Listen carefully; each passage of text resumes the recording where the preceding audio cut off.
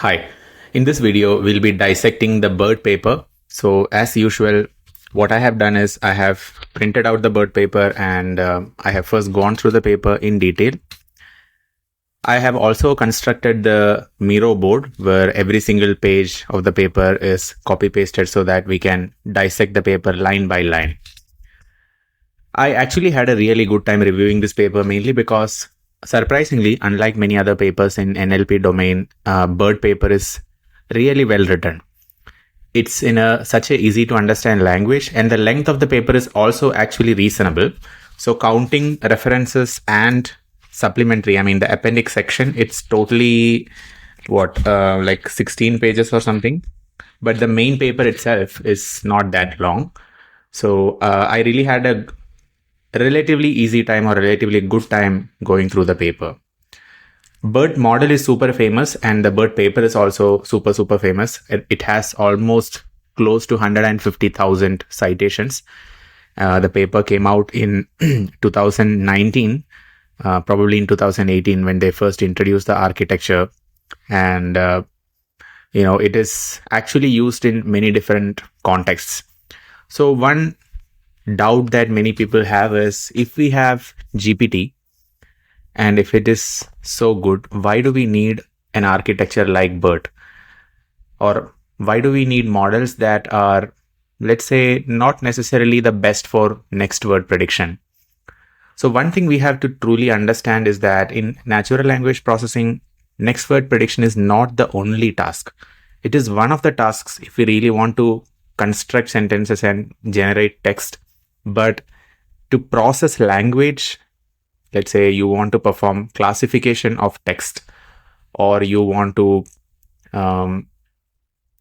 figure out grammatical or syntactic issues in a text document. There are models that could be better than GPT for that. And BERT is one such model that has really good ability to understand language. Generating language is a different problem. BERT can also do that, but it can actually understand language really well. So it's a very important paper. It's a very important model. As an analogy, you can think about images. Do you think generation of images is the only important task? No, right? If you have an image which is part of if it's a frame from a video, there is a lot of value in being able to process that frame. Yes, there is value in producing images. So generative image models are valuable, but sometimes, or even in my opinion, what's more valuable in the domain of images is processing the image itself, maybe identifying objects, semantic segmentation, etc., which has got nothing to do with image generation. By the same logic, there are a lot of applications for models that won't necessarily be doing text generation, but a lot of other things, a lot of other tasks on text. So that is where the BERT is so relevant, even in today's context. The paper was again from Google, so it's very surprising. What is surprising is when OpenAI came out with ChatGPT, I had seen a lot of LinkedIn posts saying Google is now out of picture. They don't have a single popular application that is truly, truly AI based. But Google has been, churning out these seminal papers which are highly cited. They have a lot of good models, and you can see now Google has really good AI models going on. So sometimes it's very interesting that there is always an offset between when the research is done and when an actual product comes out.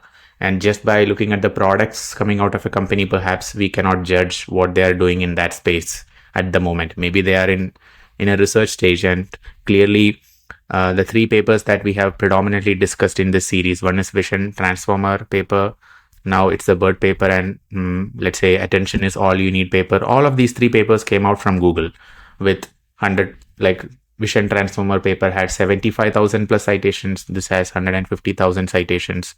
Attention is All You Need also, I think, has 170 or 270,000 citations. So very highly cited papers. So yeah, so this lecture is about going through the BERT paper in detail. So one thing which I wanted to mention in the beginning itself is that, to really go through the or to really pay justice to this series, I will not be trimming anything down. So this is something that I had mentioned in one of the previous lectures, but I just wanted to reiterate it just once, just so that if you're watching this series for the first time, you should not be surprised to see a long video. This is going to be a long video, so I'm going to record it by taking breaks. I don't think I have the stamina to record very, very long lecture in just one sitting. And just like that, I don't expect you to have the stamina to sit and understand this entire paper in one sitting. So you can, of course, take breaks. You can come back. You can figure out the best way this works for you. Maybe if you have a lot of physical and mental stamina, maybe you can give it a shot of doing a 3 hours of deep work session, and maybe it will work amazingly for you. But in any case, in my opinion, I think we all should be in a deep work mode. If we are trying to read and truly understand papers, we should not have distractions. So my phone is right now on flight mode. I have locked my room so that nobody can enter, and so that I have my entire concentration. And I don't want to water down the paper. I don't think it will be doing justice to what this series is about. I really want to go through the actual paper, every single sentence, word by word, without skipping anything. And we will be using ChatGPT wherever required to ask questions, to understand certain sentences which are hard to decipher, because sometimes the language in papers are not really like in a layman language. So there is no shame in admitting that we can't understand everything in a paper, even if we are, let's say you are a smart person, or I say I am a smart person. There is no guarantee that any of us can understand a paper just like that. So we have to first admit that we don't know everything to be able to learn more from these papers. So there is no shame in Googling, or there is no shame in using ChatGPT abundantly while reading papers. In fact, in my opinion, that is the best way to understand a paper in the deepest possible way. Then, yeah, I think that's pretty much it. And one last thing before I go into the paper is, we should not be hard on ourselves. If you are not able to finish the paper after 1 or 2 days, I think you can feel free to come back the third day. I think that's how it should be, even if you are actually reading the paper by printing this out, and I highly recommend it. It's okay if you are taking multiple attempts. It's okay if you are not understanding it in one reading. So along with you listening to my dissection, I highly recommend you go through the paper yourself, because the end goal of this activity is for all of us to become really good at paper reading. It is not just to understand the model. If our goal was just to understand how BERT model was working, we could simply watch some 10-minute video or quickly ask ChatGPT, hey, how does BERT model work? We could be done with that. But that's not the goal here. The goal here is to actually read the paper. So with that in mind, we should be very careful not to over criticize ourselves if we are finding it difficult. It's very, very natural. So with all of this, I hope you enjoy your time going through the paper, and let's get into the lecture.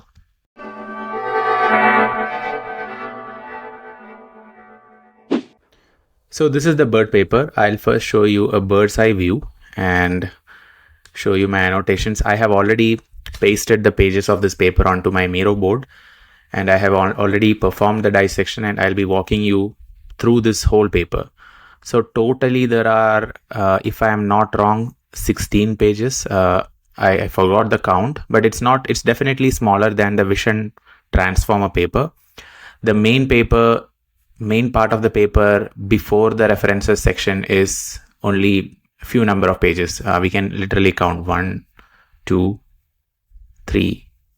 This is 4th, 5, 6, 7, 8, 9. So 9 pages.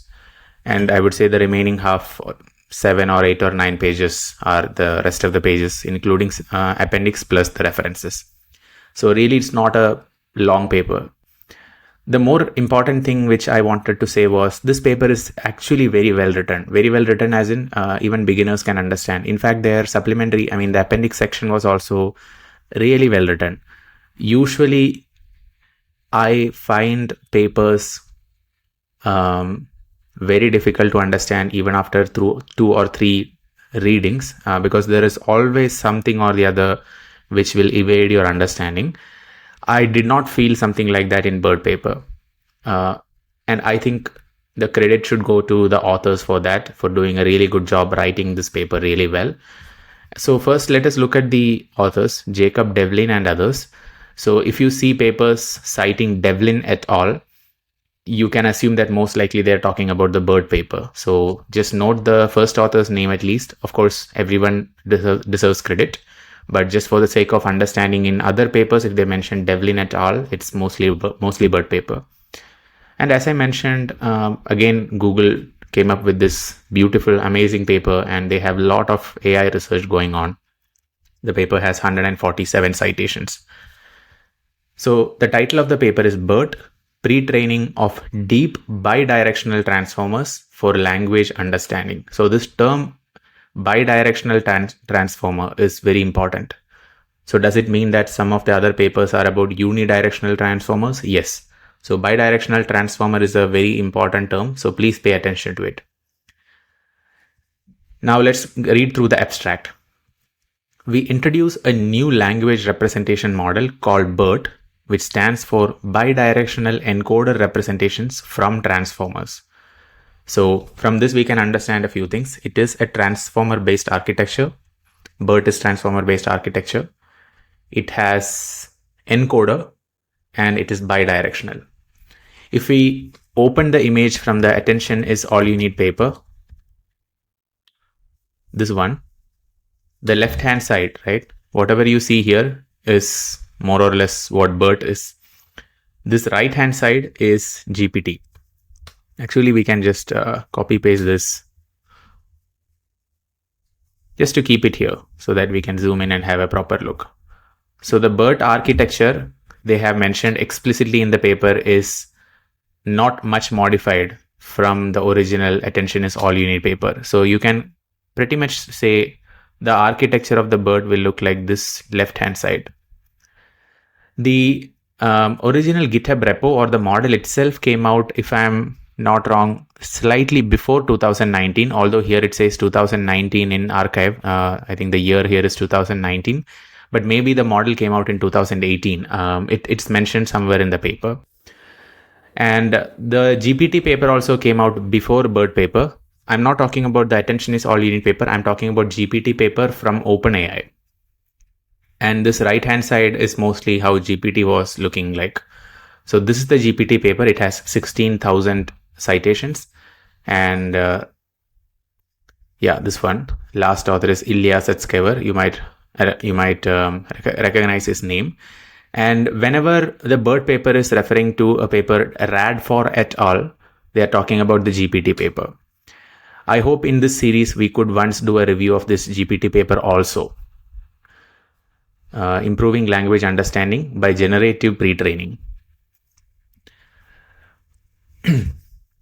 Okay. So bidirectional encoder representations from transformers. Unlike recent language representation models, Peters et al. And Radford et al. So this Radford paper is the GPT paper. Peters et al. Is the paper which came out with the model called ELMo. So this is the ELMo paper. They have around 17,000 citations. And ELMo was a LSTM based model. This did not come out from Google. This was from a different group. So they called ELMo as embeddings from language models. And what they had was not strictly bidirectional. So that is what the BERT paper is saying in the abstract. Unlike recent language representation models like ELMo paper and like GPT paper, BERT is designed to be pre-trained deep bidirectional representations from unlabeled text by jointly conditioning on both left and right context in all layers. A little bit tough to understand sentence, right? But here is what this means. In GPT, let's say I have a sentence like, the cat sat. Then let's say I am trying to predict the next sentences on the mat. You know that GPT tries to predict the next word. It means a given token or a given word should only pay attention to the words up until that point. It should not look at words that are coming in the future. So let's say we had the cat sat, then on was generated, the was generated. Okay. So to generate on, you had only access to the, cat, and sat. So using the context vector of cat is how you generate on. So if you look at how the tokens pay attention to each other, sat will pay attention to itself, to cat, and to the. Similarly, once on is generated, on will pay attention to itself, to sat, to cat, and to the. Because on does not have access to the yet. The is yet to be generated. So if we really look at how the attention weights matrix look like, it's masked attention. The upper triangular elements are all zeros. So I can show you this in a concrete way with a very simple example. Let's say my sentence is simply the kid smiles. Then if I construct attention weight matrix like this,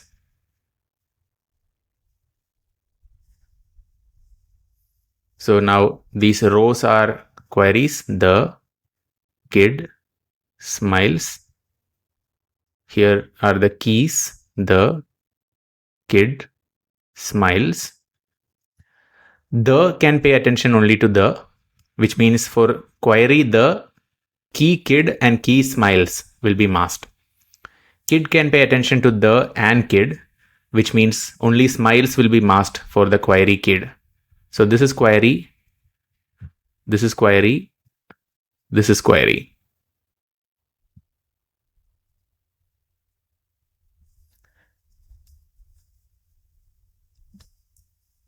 This is key, this is key, and this is key. And for smiles, it has access to, or it should pay attention to the kid and smile. So this is called masked attention.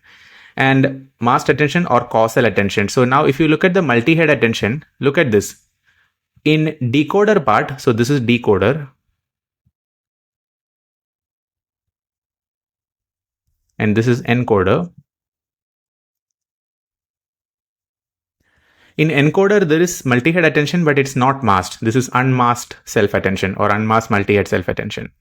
Here it is actually masked multi-head attention. So, and decoder is like what? It's like GPT. And GPT does primarily what? Next word prediction. So masked multi-head attention or masking is primarily used in GPT. For BERT, it is bidirectional. There is no masking, which means if we were to plot the attention weights matrix for BERT, these masking will not be there. All the tokens can pay attention to all tokens in the sequence. So that is what is being mentioned here in the first sentence. BERT is designed to pre-train deep bidirectional representations. What do I mean by bidirectional? From left and right of the sentence. In GPT, it is only from left. From right, there is no attention because the elements in the right in a sequence are yet to be generated. They are in the future. So if you look at any token, if you look at the token cat, attention is only paid to left-hand side items. Attention is not paid to right-hand side items for any particular token. On the other hand, for BERT, the token sat will pay attention to all the words in the sequence, in the available sequence. BERT is anyway not going to produce this, next token generation by default. That is not its primary goal. I'll tell you what the primary goal is, which is what we are going to see in the paper. But just understand that when attention weights are being generated, a token will pay attention to every token available in the sequence. In BERT, in GPT, a token will pay attention to only the tokens itself or the ones on the left hand side, not to the ones on the right. So that's why BERT is called bidirectional encoder representation. BERT is designed to pre-train deep bidirectional representation from unlabeled text. What do I mean by unlabeled text? A human is not required to produce labels of the text. So it is unlabeled text by jointly conditioning on both left and right context in all layers. So by all layers, it means this transformer architecture propose that this transformer block will be repeating n number of times. This encoder block, this decoder block also will be repeating n number of times in series. So each of them you can consider as a layer. In every single layer, when we construct attention score, you will be looking at representation in a bidirectional way. And that's the reason why it's called jointly conditioning. When we look at, or when we discuss the ELMo architecture a little bit, you will understand why that is not doing this joint conditioning. It's doing something different. Then it says, as a result, the pre-trained BERT model can be fine-tuned with just one additional output layer to create state-of-the-art models for a wide range of tasks. Here, when we say wide range of tasks, we mean wide range of natural language processing tasks, such as question answering and language inference without substantial task-specific architecture modifications. So once BERT is trained on big corpus of data, language data, it can be very easily fine-tuned for many different tasks. The task could be question answering. The task should be assessing syntax correctness. It could be identifying whether two sentences are supposed to appear one after the other in a paragraph or not. So there are many different language related tasks which are part of different data sets. That also we will discuss in the paper. BERT is conceptually simple and empirically powerful. So this sentence I fully agree. It is really conceptually simple. It obtains new state-of-the-art results on 11 natural language processing tasks, including pushing the glue score to 80.5%. So there was a 7.7 percentage point absolute improvement, multi-NLI accuracy to 86.7%. Squad, this is Stanford question and answering dataset. So all of this we will see what are these datasets about: glue, multi-NLI, squad, etc. Just understand that here they are just saying BERT has pushed the state of the art in all these natural language processing, all the natural language processing tasks from these different datasets compared to the previous state of the art. So that is the abstract. Now let's move to introduction. Language model pre-training has been shown to be effective for improving many NLP tasks. These include sentence level tasks as well as token level tasks. So this is one single sentence. The reason why it looks like a huge sentence is because they have added a lot of references, but basically this whole thing is one sentence. Very big sentence, right? These include sentence level tasks such as natural language inference, NLI. We will see what this is. And paraphrasing, which aim to predict the relationship between sentences by analyzing them holistically. So these are sentence level tasks, as well as token level tasks such as named entity recognition. So named entity recognition is if you have sentence like Barack Obama is the president of the United States. The Barack and Obama, they are basically entities like person. Maybe United States is country. Maybe if there is the name of a company or something in a sentence, maybe it's an organization. So there we are analyzing the sentence at a token level. So it is called token level tasks such as named entity recognition and question answering, where models are required to produce fine-grained output at a token level. So what this part of intro section is saying is pre-training a language model, so that it understands language. It's very important for many NLP tasks, irrespective of whether the NLP task is a sentence level task or token level task. Now, one thing I'm skipping here is I'm not going through all these papers, although some paper we can identify. This Radford paper is the OpenAI GPT paper. Peter's paper is the ELMo paper. But remaining papers we are not going through, because we can go through. Ideally, when we read a paper, that's what we should do. But the thing is, if I start doing that right now, this video will never end. So slowly, as our habit of reading papers pick up, we will slowly get used to, okay, which are these papers? And then you will realize that the famous papers, there are certain number of famous papers which are often cited in most of the other papers. So eventually we will understand what each of these papers are. There are two existing strategies for applying pre-trained language representations to downstream tasks, feature-based and fine-tuning. We'll understand what this means. So once you have a pre-trained language model, so let's say once we pre-train BERT, we can use it in two ways. We can use it by fine-tuning it on the downstream tasks. What do you mean by downstream task? It means the pre-trained model is trained to understand language, but then, okay, you have a language understanding model, but the task that you have at your hand is maybe binary classification of textual data, maybe movie reviews. You want to say it's negative review or positive review. So there could be a wide variety of tasks. One of the papers that we published at Visuara was identification of human versus LLM written text. You can find it on my Google Scholar. You can search Google Scholar Sridath Panat. The paper is titled Hulmi, Human versus LLM Identification. HULLMI. Then rest of the title is there, but if you just search Hulmi and Sridath, you can get the paper on Google.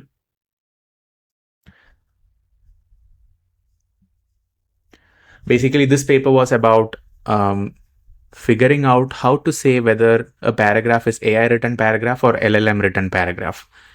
And one of the models that we tried, there was a variant of BERT. So, and that was a downstream task. We did not pre-train the model from scratch. We just used it on our data set.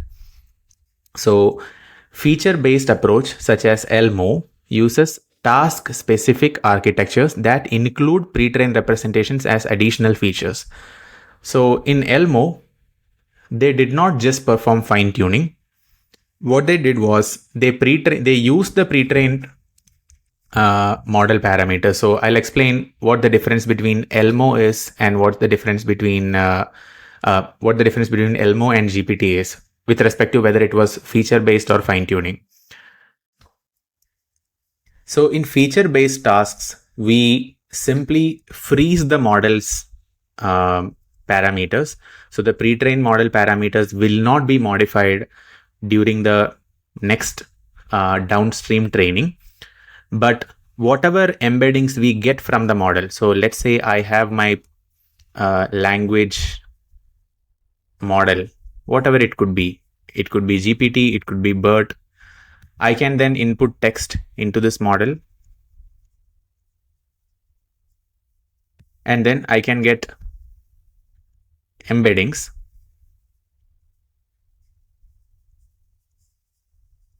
So this is pre-trained model, okay?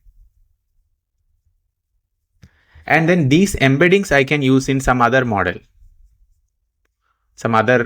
It could be language model, it could be anything else. So in this process, this model will be trained where it utilizes the embeddings, pre-trained embeddings coming from the pre-trained model. This language model itself will be untouched. In fine-tuning, on the other hand, the language model will be, the weights in language model will not be frozen, it will change. So that's the difference between fine-tuning, the two tasks which are mentioned here, feature-based and fine-tuning. The feature-based approach, such as ELMo, uses task-specific architectures that include the pre-trained representations as additional features. So here, these pre-trained representations, which are these embeddings, are additional features that we feed into the architecture. The architecture could be like whatever architecture ELMo was using, right? The fine-tuning approach, such as generative pre-trained transformer, the Radford paper, which was a GPT paper, introduces minimal task-specific parameters. So it will not have an entirely separate model, but it is trained on the downstream task by simply fine-tuning all pre-trained parameters. So what in GPT, what they did was, instead of doing this, you will have fine-tuning data set,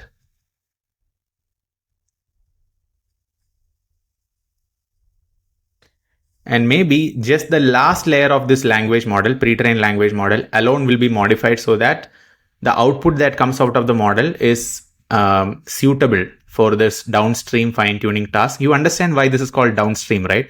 This is the stream direction and this is the pre-trained model. So compared to pre-trained model, fine-tuning happens downstream. And here, depending on what the language model is predicting, it will be compared against whatever is the ground truth in fine-tuning data, and then based on that, the model parameters itself will be modified. So this is why in fine-tuning, the entire model parameters will be changed. In feature-based, it will not be changed. You use the model just to convert your input textual data into embeddings.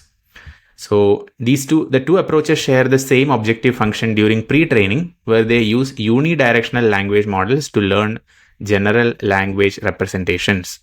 So GPT, we know that it's a unidirectional language model. It only looks at textual data from left to right. It does not look from right to left, or it compared to a token, it only looks at all the tokens to the left of it and itself. It does not look at tokens to the right of it. Similarly, in ELMo, what they did was, in ELMo, they trained two separate language models, one which was from left to right, one which was from right to left. So forward is left to right, backward is right to left. So at any of this model, there is actually a very nice paper, very nice image of ELMo's architecture coming in the BERT paper after few pages. I will show you that.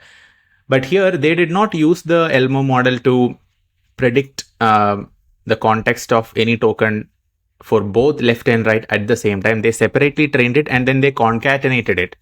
The model never jointly conditions on both left and right context in a single pass during pre-training, but this is done through concatenation.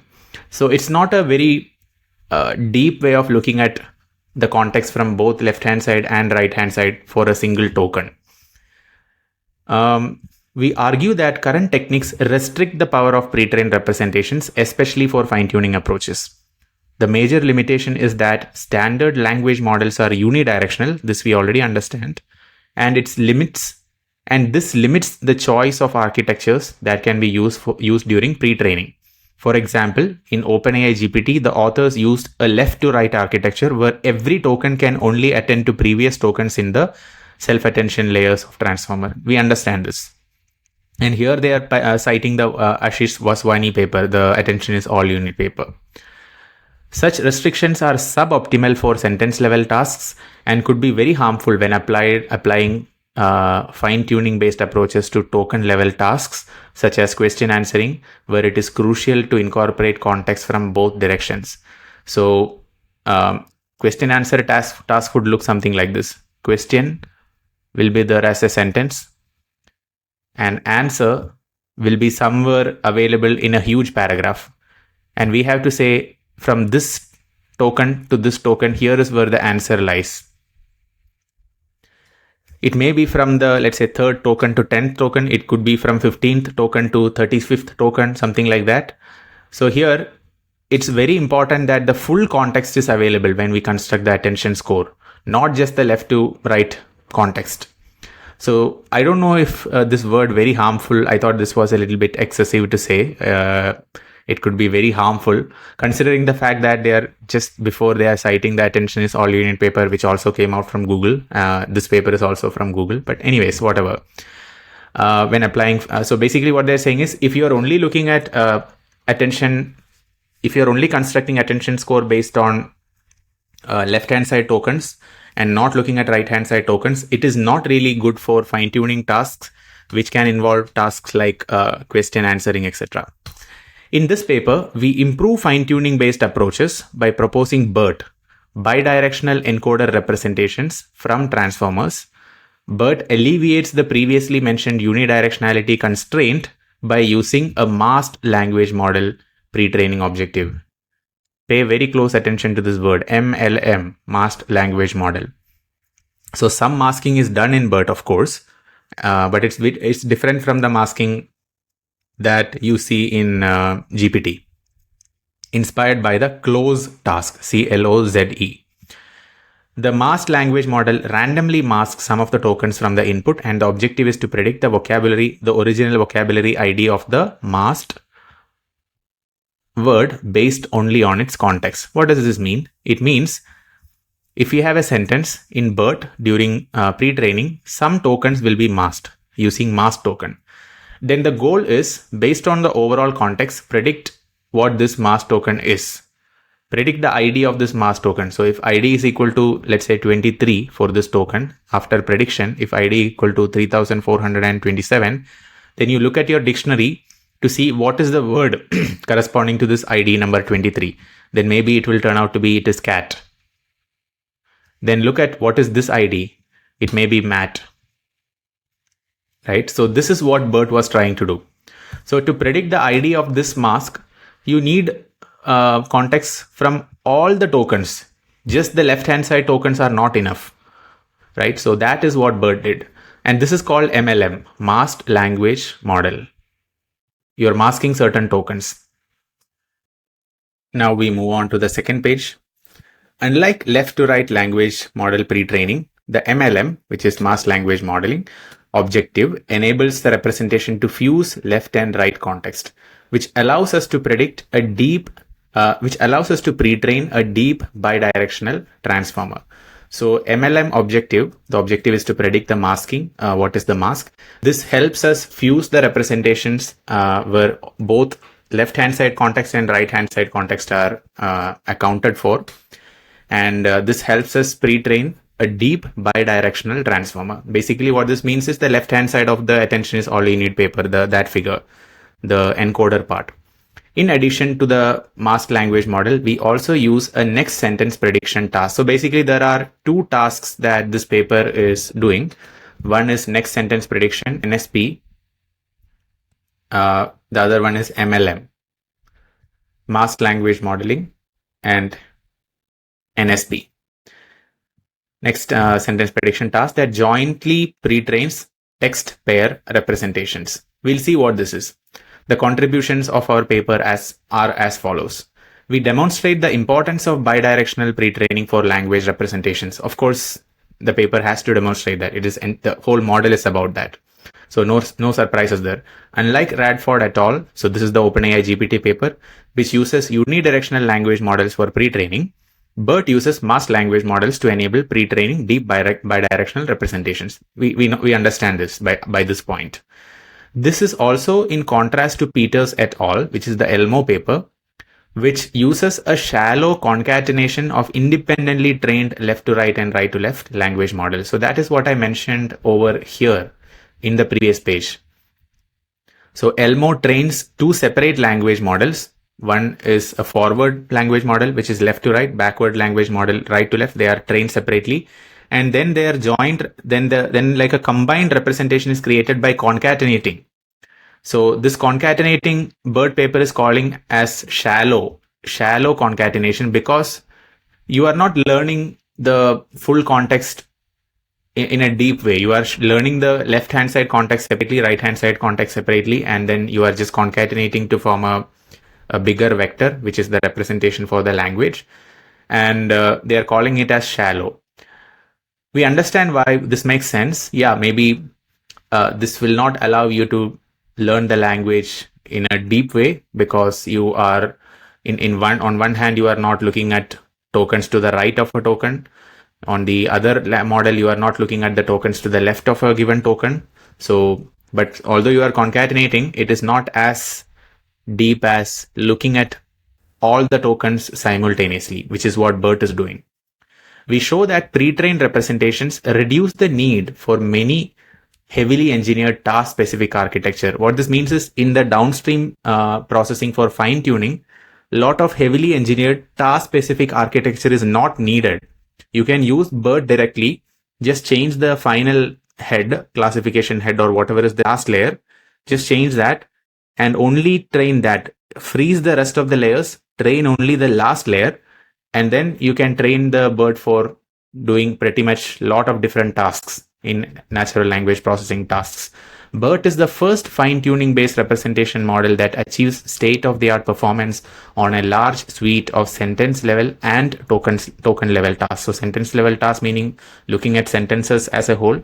Token level is making predictions at token level, outperforming many task-specific architectures. So here, this is not a task-specific architecture. This is a language understanding architecture, and you can simply fine-tune it to make it perform really, really good for specific tasks. And apparently, BERT performed better when BERT was released.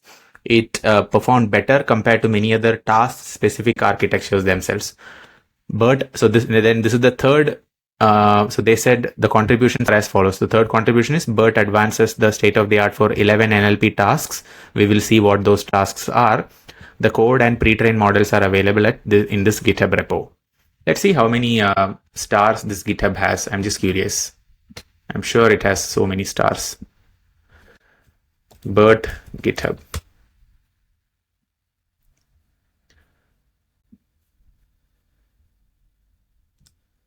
So it is github.com/Google Research/BERT.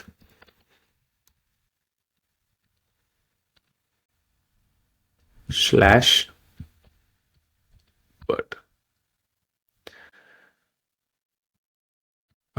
Let me open it on another Google account, perhaps. So this is the paper. I mean, this is the GitHub repo. It has 39.6K stars, which is a very, very big number. So these are the contributions from this paper. Related work. Now they are talking about what people have done in the past. There is a long history of pre-training general language representations, and we briefly review the most widely used approaches. Unsupervised feature-based approaches. Learning widely applicable representations of words has been an active area of research for decades, including non-neural and neural methods. So non-neural methods are like statistical methods. There is no neural network or backpropagation or anything like that involved. Whereas in neural methods, we are predicting the embedding based on a learned trained neural network. Let me ask some examples of this non-neural. I guess TF-IDF, those are all non-neural. Is TF-IDF concepts non-neural? It must be because it's simply by constructing bag of words, and then from that, you have a document, and then you can construct term frequency, inverse document frequency. So let's ask GPT. Yes, TF-IDF is a non-neural method. Here is why. This is so yeah, of course. I just wanted to confirm before making a statement. Pre-trained word embeddings, and they are citing so many old papers also, 1992, 2005. Pre-trained word embeddings are an integral part of modern NLP systems, offering significant improvements over embeddings learned from scratch. So if you want to build a task-specific NLP model, use pre-trained embeddings instead of learning the embedding from scratch. Makes sense. To pre-train word embedding vectors, left-to-right language modeling objectives have been used, as well as objectives to discriminate correct from incorrect words in left and right context. So here they are mentioning about both. So left to right, we know that GPT was left to right, but they are citing different papers here, maybe older papers, historical papers, as well as objectives to discriminate correct from incorrect words in left and right context. So if people, and I just want to make sure what this Mikolov paper is. So what does it mean by left and right context in Mikolov paper?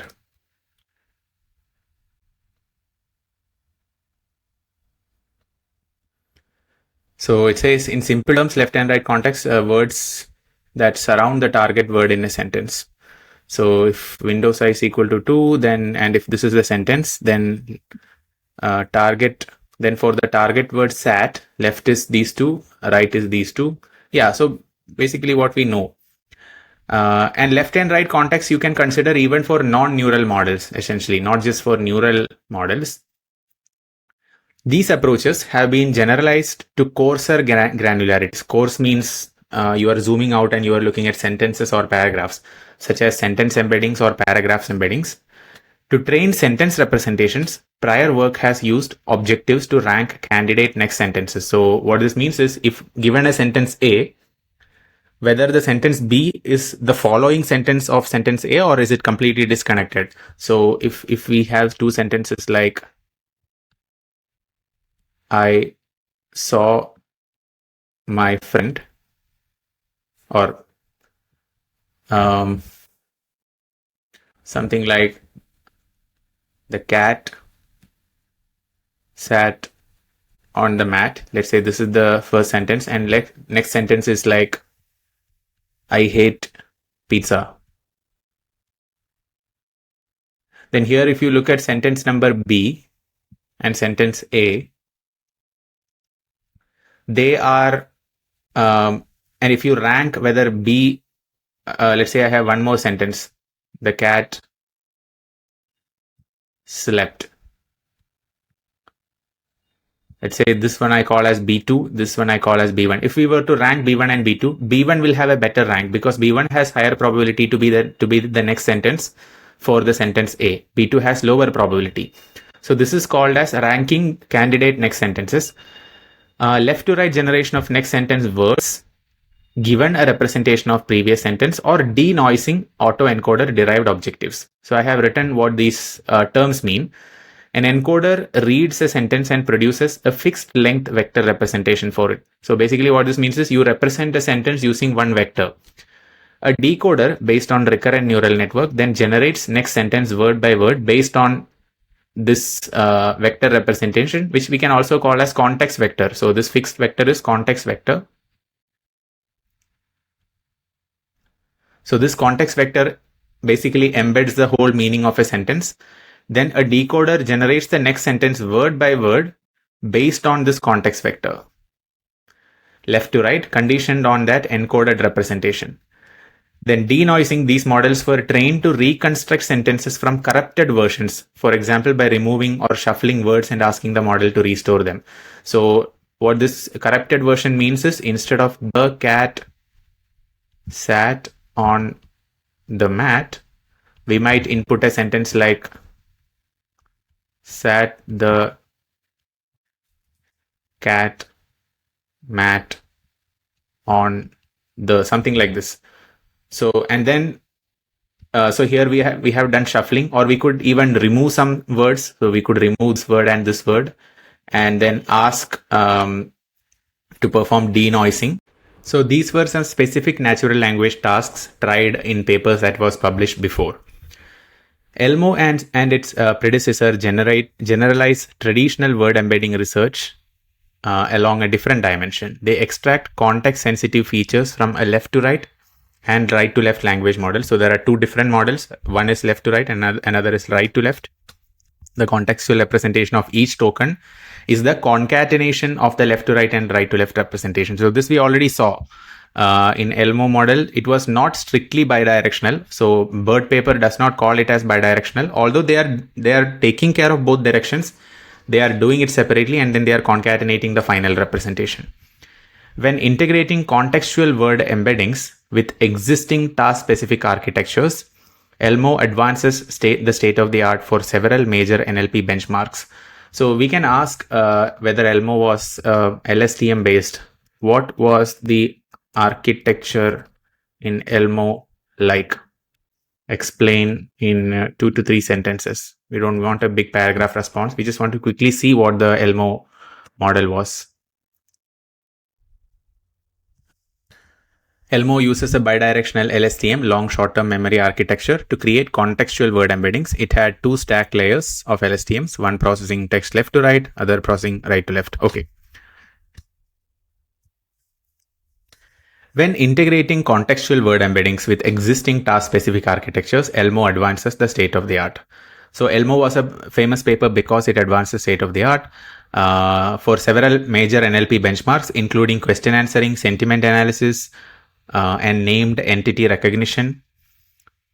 Then this paper, Malamud et al. Proposed learning contextual representations through a task to predict a single word from both left and right context using LSTM.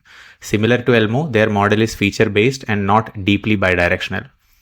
I don't know how to pronounce this name. Feeders et al. Shows that closed task. So closed task is the master language model, MLM.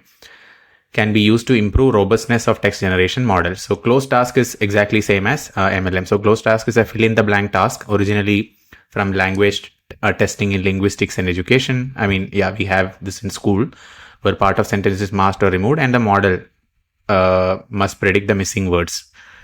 Just like how we are taught when we are taught English or some other thing by filling the blanks. It's like a fill in the blanks task.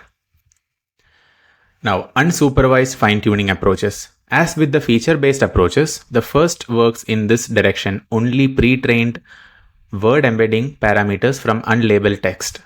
So I have pasted a paragraph here that explains this better. Word embeddings were learned by training a neural network on unlabeled text. Why do we call this as unlabeled text? Because here when we construct this masked language model, like the cat sat on the mat, we are not explicitly saying what is the label of this mask. It is already there in the paragraph. So we get the paragraph from Wikipedia or somewhere on the internet, and then we randomly mask certain tokens.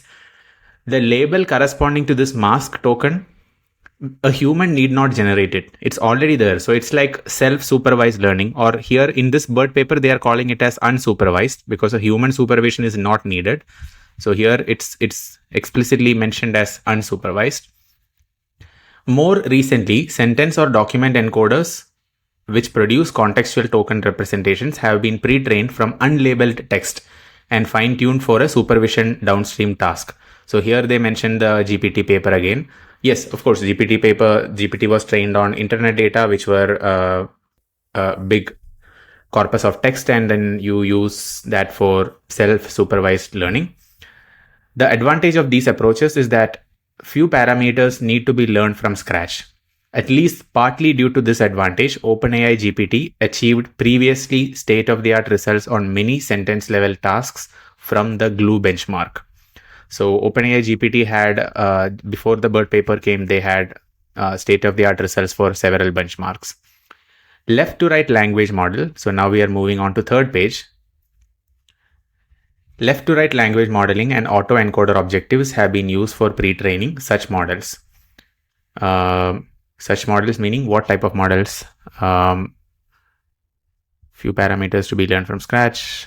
More recently, sentence or documents encoders which produce contextual token representation. So when they say text such models, they mean models that can produce contextual representations for sentences or for whole documents. So here they are saying autoencoder objectives, left to right language modeling, and autoencoder objectives. I'm not sure what exactly do they mean by autoencoder objectives here. What is autoencoder objectives? Maybe we can ask in this context.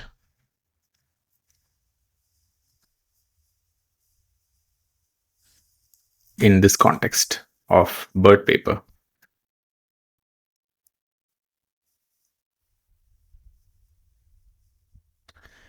In general, an autoencoder learns to encode the input data into compact internal representation and decode it back into original form. Yeah, sure. Like something like this. So you have data in a higher dimensional representation, and then you have it in a lower dimensional representation, and then you can decode it back. So here you have 4 dimensions to the data. Here it has only 2, then again back to 4. So this part is encoder, this part is decoder. So in NLP before BERT, semi-supervised sequence learning trained an LSTM to reconstruct input text after passing through a noise corruption process. BERT's mask MLM objective is inspired by this auto-encoding idea. Randomly mask out some words, like adding noise, train the model to predict those missing tokens using surrounding context. Thus, BERT's MLM is essentially a denoising autoencoder objective applied to text and implemented using transformers. In general, applied to text data, this idea becomes a denoising autoencoder objective. The model learns to recover original sentence from a noisy or incomplete version. Okay, makes sense. So masked language model is an incomplete version provides an incomplete version of the text. From that incomplete version, you have to predict the complete version. Okay. So now we are moving on to the third page. There is actually a figure up here in the third page, figure 1, but that figure is still not referenced in the text. So we'll come to that figure only when it is referenced in the text. Transfer learning from supervised data. There has also been work showing effective transfer from supervised tasks with large data sets such as natural language inference and machine translation. Computer vision research has also demonstrated the importance of transfer learning from large pre-trained models. So here what they are saying is once you have if you are performing language understanding from supervised data, then from that model, you can perform transfer learning. You can transfer the weights of that model for some further downstream task. I don't know why exactly they mention it here, because anyway, we are not doing pre-training using a supervised data set. So I was not fully sure in what is the context of this mentioning of this sentence. Then they continue to say computer vision research also has also demonstrated the importance of transfer learning from large pre-trained model. I guess the reason why they just say this is to show that if you have a pre-trained model, large pre-trained model, then you can effectively use that same model for further downstream tasks where you just simply do fine tuning. In computer vision, we typically have models like AlexNet, VGG, or ResNet models that are pre-trained on datasets like ImageNet.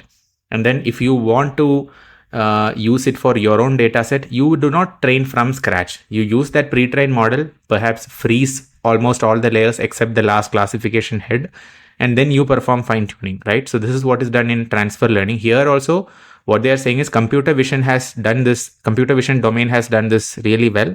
In language also it is possible. So what BERT is proposing, you use a bidirectional encoder based transformer for learning language. So it'll be a big pre-trained model, and then use that model for further downstream tasks for fine tuning. Okay, now we come to the BERT architecture. We introduce BERT and its detailed implementation in this section. There are two steps in our framework. One is pre-training, second is fine tuning, for sure.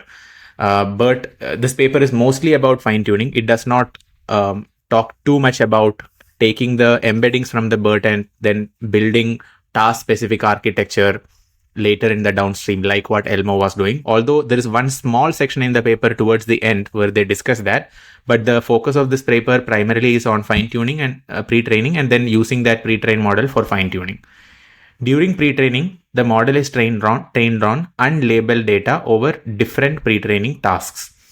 And there are primarily two pre-training tasks here: masked language modeling and next sentence prediction, MLM and NSP.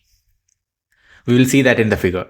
For fine tuning, the BERT model is first initialized with the pre-trained parameters, and all of the parameters are fine-tuned using labeled data from the downstream task. Basically, all parameters will change during fine tuning. The model is not frozen. Each downstream task has separate fine-tuned models, even though they are initialized with the same pre-trained parameters. Makes sense? The question answering example in figure 1 will serve as a running example for this section. Okay, now let's look at figure 1. So in figure 1, they are showing two things. Step 1, pre-training.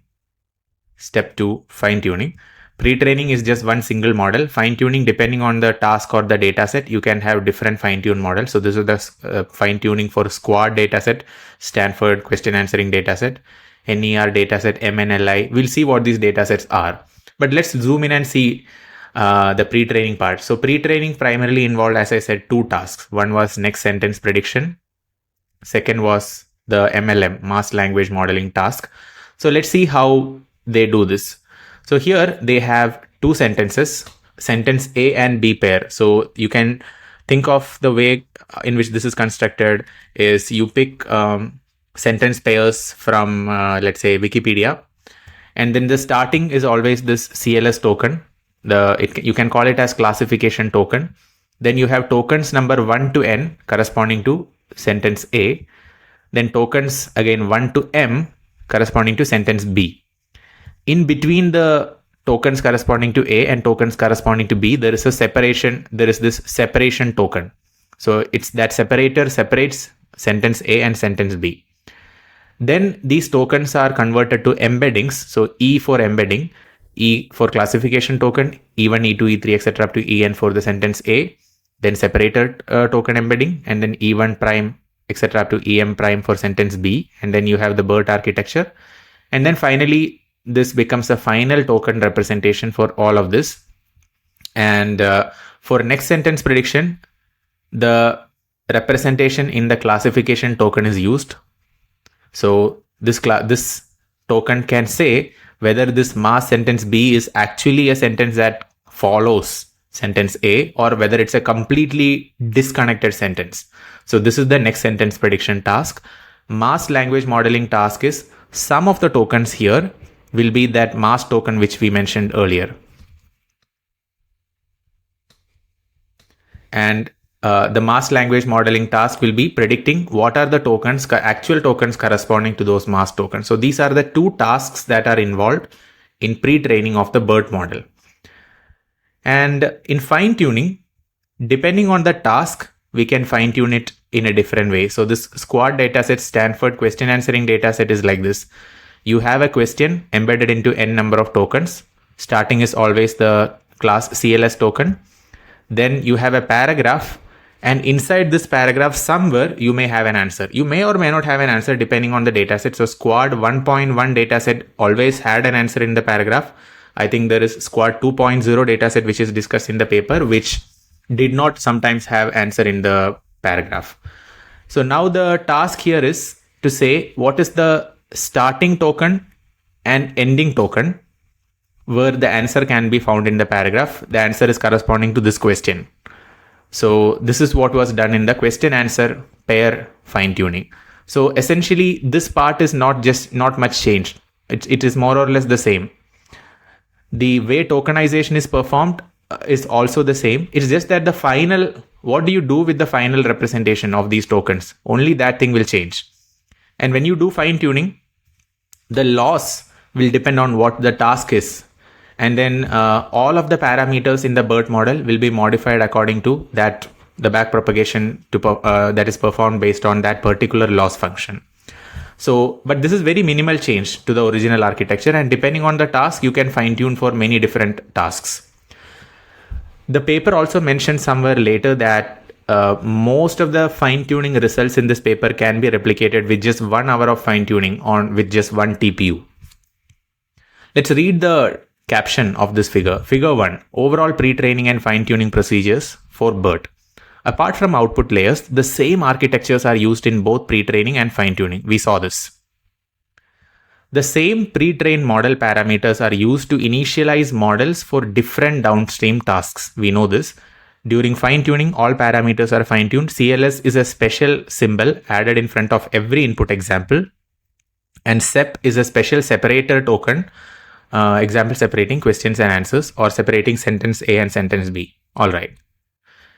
Very straightforward. Okay, now let's get back to the paragraph. A distinctive feature of BERT is its unified architecture across different tasks. There is minimal difference between pre-trained architecture and fine-tuned final downstream architecture. Model architecture. BERT's model architecture is a multi-layer bidirectional transformer encoder based on the original implementation described in Vaswani et al. This is the attention is all you need paper. So the encoder part of that figure, which I discussed in the beginning, is same what is used in BERT. Because the use of transformers has become common and our implementation is almost identical to the original, we will omit an exhaustive background description of the model architecture and refer readers to the attention is all you need paper, as well as excellent guides such as the annotated transformer. So this annotated transformer link is also provided here. If you are interested, you can check this. It's a website which shows how the transformer architecture works with code and some illustrative examples, but it's a little bit long web page. So that's the reason why I'm skipping it in this video, because that will sidetrack our whole paper reading process. In this work, we denote the number of layers by L. These are the transformer blocks. Hidden size as H. This is the dimensionality of the token. The number of attention heads as A. We primarily report results on two model sizes, BERT base. So this is the smaller model, and BERT larger model.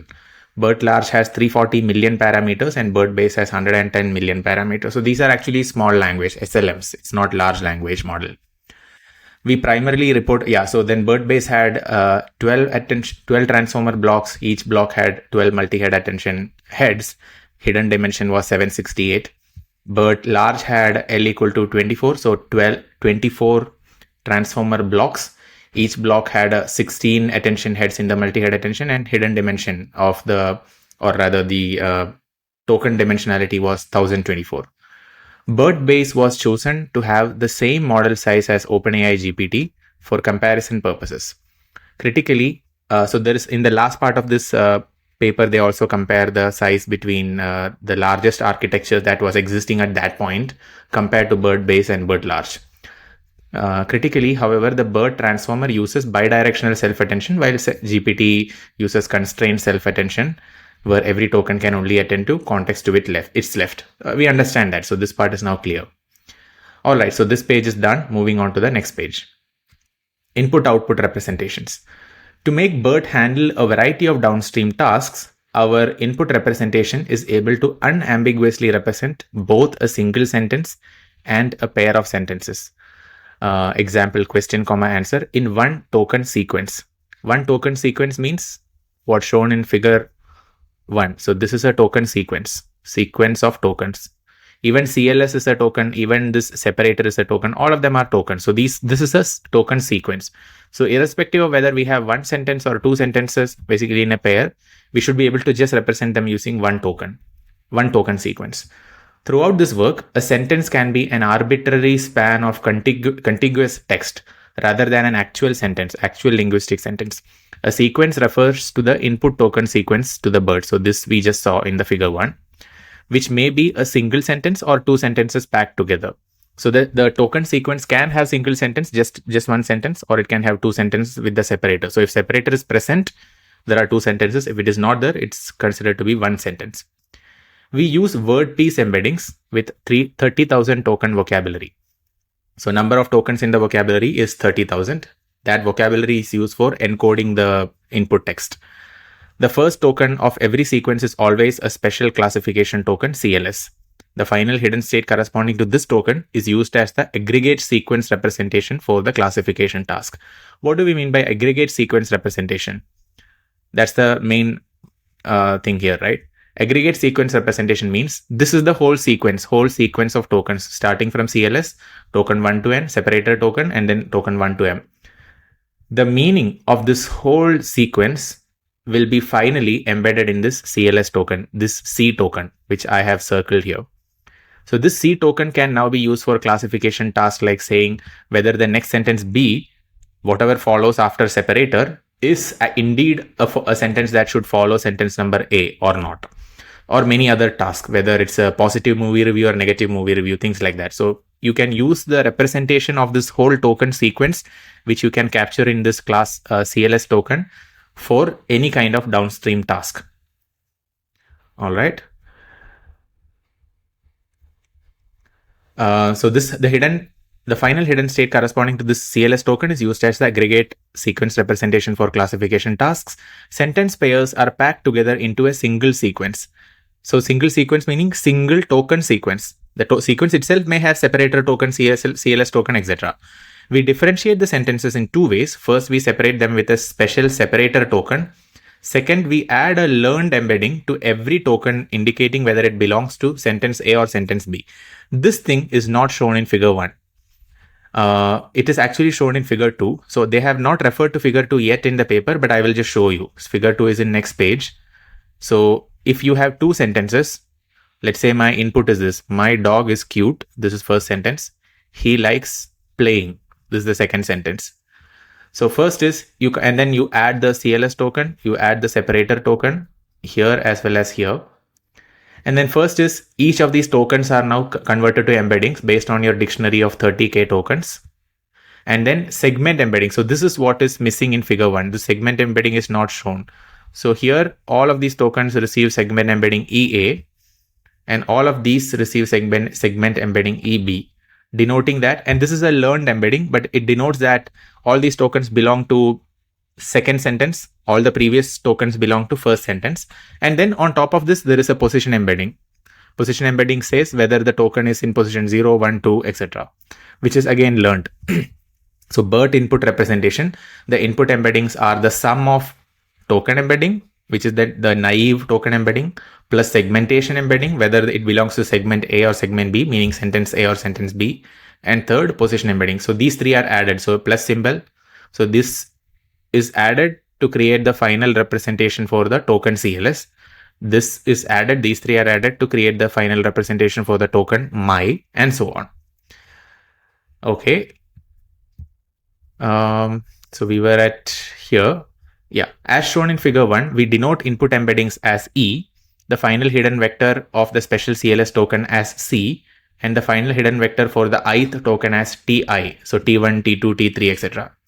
For a given token, its input representation is constructed by summing the corresponding token.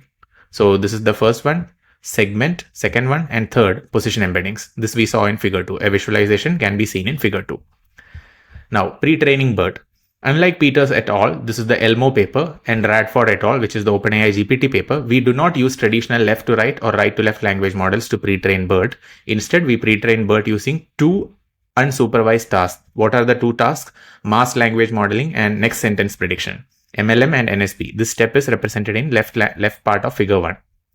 We saw this already. Task 1, masked language model, MLM.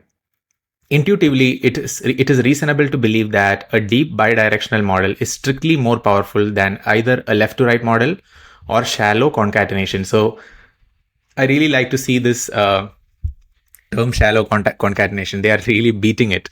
They don't like BERT paper authors do not like the idea of concatenation. They are calling it as shallow. I understand it is shallow, but it makes me smile whenever I encounter this terminology of a left to right and right to left model. So basically, they don't like shallow concatenation of one left to right model and then another representation from right to left model. Concatenating those two, it is not considered as bidirectional by the BERT authors. Unfortunately, standard conditional language models can only be trained left to right or right to left, since bidirectional conditioning would allow each word to indirectly see itself, and the model could trivially predict the target word in multi-layered context. So what is being said here is, if next word prediction is the task that the language model is trying to do, then if the tokens from right hand side is also considered in the context, then the model is already seeing the future, which means predicting the future words will be a trivial task for the model. So bidirectional encoding by default is not what next word prediction would require. For next word prediction, you need only left to right encoding or masked attention. But here in masked language model, what is done is, in order to train a deep bidirectional representation, we simply mask some percentage of the input tokens at random. So this masked token is introduced at random and then predict those masked tokens. So now we are not talking about next sentence prediction yet. We are only talking about masking and then predict those masked tokens. We refer to this procedure as MLM or masked language model, although it is often referred to as closed task in the literature. So this closed task was introduced in this 1953 paper, but basically it is fill in the blanks kind of task. In this case, the final hidden vectors corresponding to the masked tokens are fed into an output softmax over the vocabulary as in standard LM. So let's say in the cat sat on the mat example, the mask sat on the mask. Final representation of whatever this mask token is, it will be a 768 or 1024 dimensional vector, will be passed through a softmax to be converted into, I guess, a 30k dimensional probability distribution, because the vocabulary was 30k, to predict whether this token should be, let's say, a token of ID 2346 from your 30k token vocabulary or not. In this case, the final hidden vectors corresponding to mask tokens are fed into output softmax over the vocabulary as in standard language model. So this part is straightforward. In all of our experiments, we mask 15% of all word piece tokens in each sequence at random. So given a sequence of tokens, 15% of the tokens are masked. In contrast to denoising encoders, autoencoders, we only predict the masked words rather than reconstructing the entire output. Because in denoising autoencoder, we could have done shuffling, right? So many things could have happened to the input sequence. So there the entire sequence was reconstructed. Here only the masked tokens are reconstructed. Although this allows us to obtain a bidirectional pre-trained model, a downside is that we are creating a mismatch between pre-training and fine-tuning, since masked tokens does not appear during fine-tuning. Because let's say you have a task, a natural language task, why do we first of all create this masked token? So that if there are some wrong tokens, let's say there was some words in a sentence that are by mistake. For example, the capital of France is New Delhi. Then that New Delhi word is wrong or France is wrong. It should be France should be either replaced with India or New Delhi should be replaced with Paris. Now, how does, a language, if we are constructing the BERT model for fine-tuning for this kind of a task, how do you know which of this token is supposed to be masked? The model does not know that, because you are not explicitly saying New Delhi is the mask. You are not explicitly saying France is the mask, because only then if you are explicitly saying which one is the mask, then it can predict, okay, what is the correct mask token corresponding to that mask token, right? But if that explicit mention is not there, because that is not there in an actual sentence, mistakes might be there in any word. You don't know which one is the token which you are supposed to correct. So in reality, you don't know which one is the mask token. So there is a mismatch between pre-training, because in pre-training, you are explicitly saying which ones are the mask tokens, although you don't know what is the final token corresponding to mask token. But in pre-training, you are specifically saying, hey, token number 3, 43 and 72 are mask tokens. So only for those tokens make the prediction. In fine-tuning, you don't know that. So to mitigate this issue, we do not always replace mask words with actual mask token. So some words are mask, but always that mask words are not replaced with mask token. So what is done is, you have an input sequence. From this, 15% of the words are selected for masking. Now from this 15%, among this 15%, 80% are actually replaced by mask token. Not this, mask token. 10% are replaced with some random other token from the paragraph. And 10% of the times it is unchanged. So whatever was the token, it will not be replaced. So this is what was done.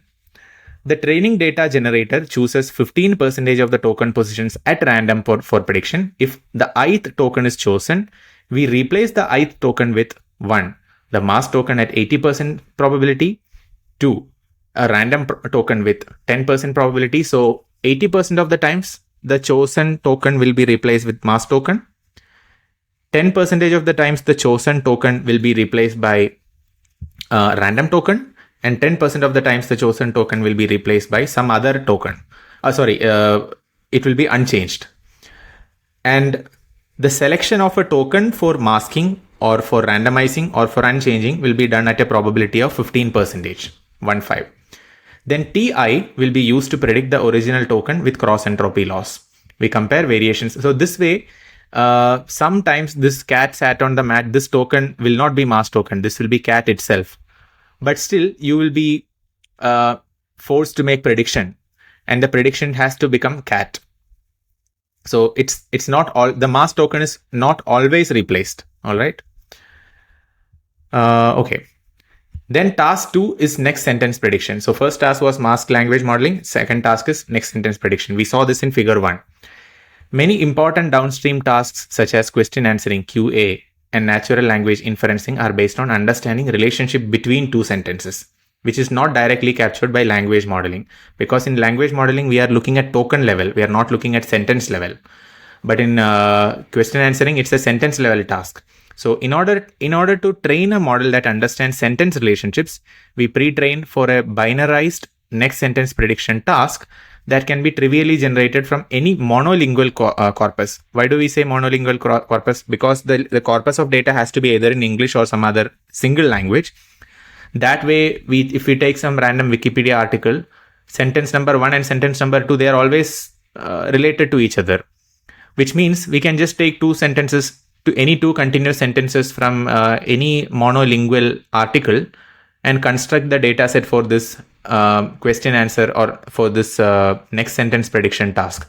Specifically, when choosing sentences A or B, A and B for each pre-training example, 50% of the times B will be the actual next sentence. So if the sentence is the cat sat on the mat and the following sentence is the cat was sleeping, something like this, then 50% of the times the second sentence will actually be a logical following of the first sentence. But 50% of the times, the second sentence will be completely random sentence.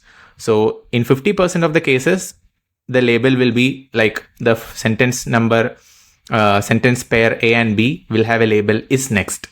But 50% of the times, this sentence label or the token sequence will be labeled as not text, not next, meaning the next sentence is not at all related to the first sentence. So they will replace the second sentence with some other random sequence, random sentence. So that way you are also giving counter examples for learning. As we show in figure 1, C, which is the class token, a final representation of the class token, is used for the next sentence prediction in NSP. NSP is next sentence prediction. Despite its simplicity, we demonstrate in section 5.1 that pre-training towards this task is very beneficial to both question answering and natural language inference. Amazing. Yeah, so we know this. So that is it. And then here they are just saying in next sentence prediction task, 97 to 98% accuracy is obtained by just training for this simple objective. One more thing is, the vector C is not a meaningful sentence representation without fine tuning since it was trained with NSP. So what is being said here is in the next sentence prediction task, sometimes you will have a sequence of two sentences that are related. Sometimes there will be a sequence of two sentences that are not related.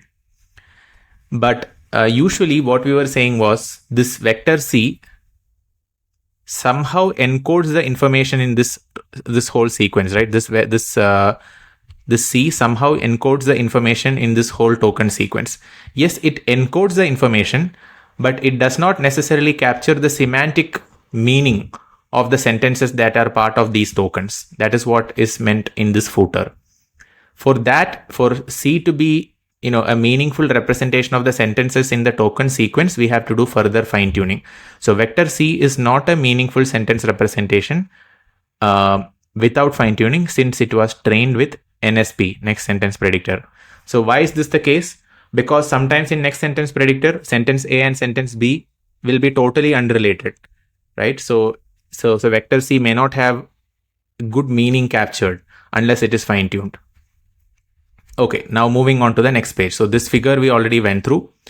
The NSP task is closely related to representation learning objectives used in these two papers.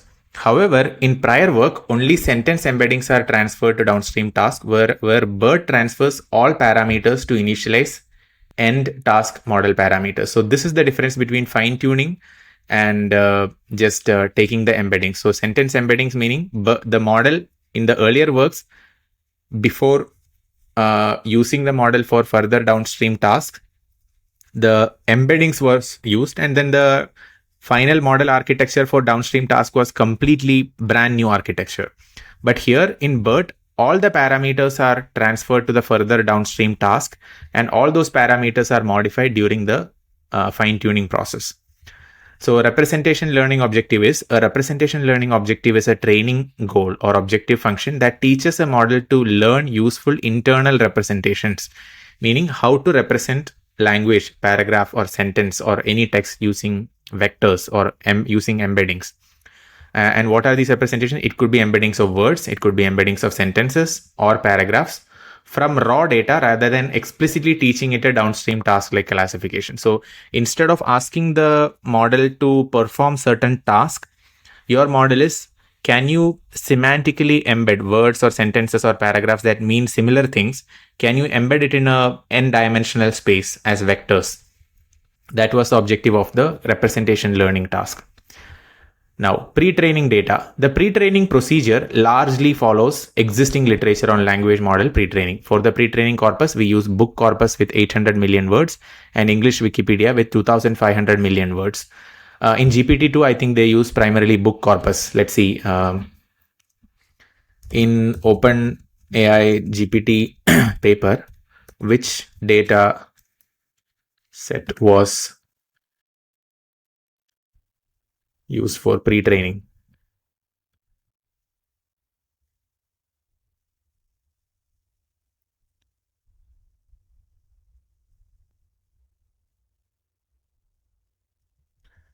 Yeah, so in that is GPT-1, not GPT-2. Book corpus data set was used. Same as what is mentioned here, books corpus. For Wikipedia, we extract only the text passages and ignore lists, tables, and headers. It is critical to use a document level corpus rather than a shuffled sentence level corpus, such as billion word benchmark, in order to extract long contiguous sentences. Makes sense. Because even if you want good sentence pairs for next sentence prediction task, you should not be shuffling sentences from a document. You have to use document level corpus. Fine-tuning BERT. Fine-tuning is straightforward since the self-attention mechanism in the transformer allows BERT to model many downstream tasks. So pre-training was done on this data set which was mentioned above. Now we are into fine-tuning. And fine-tuning, there are different tasks. Fine-tuning is straightforward since self-attention allows BERT to model many downstream tasks, whether they involve single text or text pairs, by swapping out appropriate inputs and outputs. For applications involving text pairs, a common pattern is to independently encode text pairs before applying bidirectional cross-attention, such as these papers. So now what does these things mean? So inputs could be, if you have sentence pairs, you join the sentences and separate them with the separator token. At the beginning, you add the classification token. So if you are performing classification task like movie review, sentiment analysis or something like that. I'm just picking the simplest example so that you can relate, but of course BERT has much bigger uses. Then you can consider the final representation of the classification token for token level task. For questions and like next sentence what is NER? Yeah, NER is named entity recognition. So in each sentence, if it is Barack Obama is the US president, then Barack and Obama are entities corresponding to person. United States is entity corresponding to country. Maybe there are entities corresponding to organization. So named entity recognition or question answer. So fine-tuning just involves changing the head, the small task-specific output layer, while keeping pre-trained BERT layers intact. You saw this in figure 1. Okay, BERT instead uses self-attention mechanism to unify these two stages, as encoding a concatenated text pair with self-attention effectively includes bidirectional cross-attention between two sentences. So what this means is, instead of constructing cross-attention between input and output sentence, so let's say I have a translation task, okay? Something like this is a car. And let's say, what is the French of this? French of this is a car.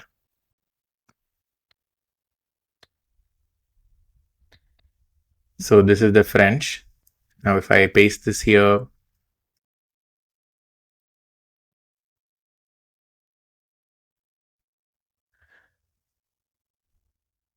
now I can construct cross attention between these two. Something like this.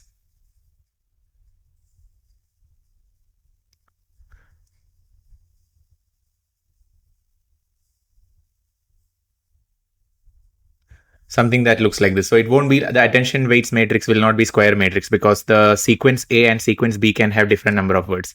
But here what is done is, let's say you have these two sequences. You construct one single sequence with a separator. So the sequence number A will look like this, with a separator token over here in the middle.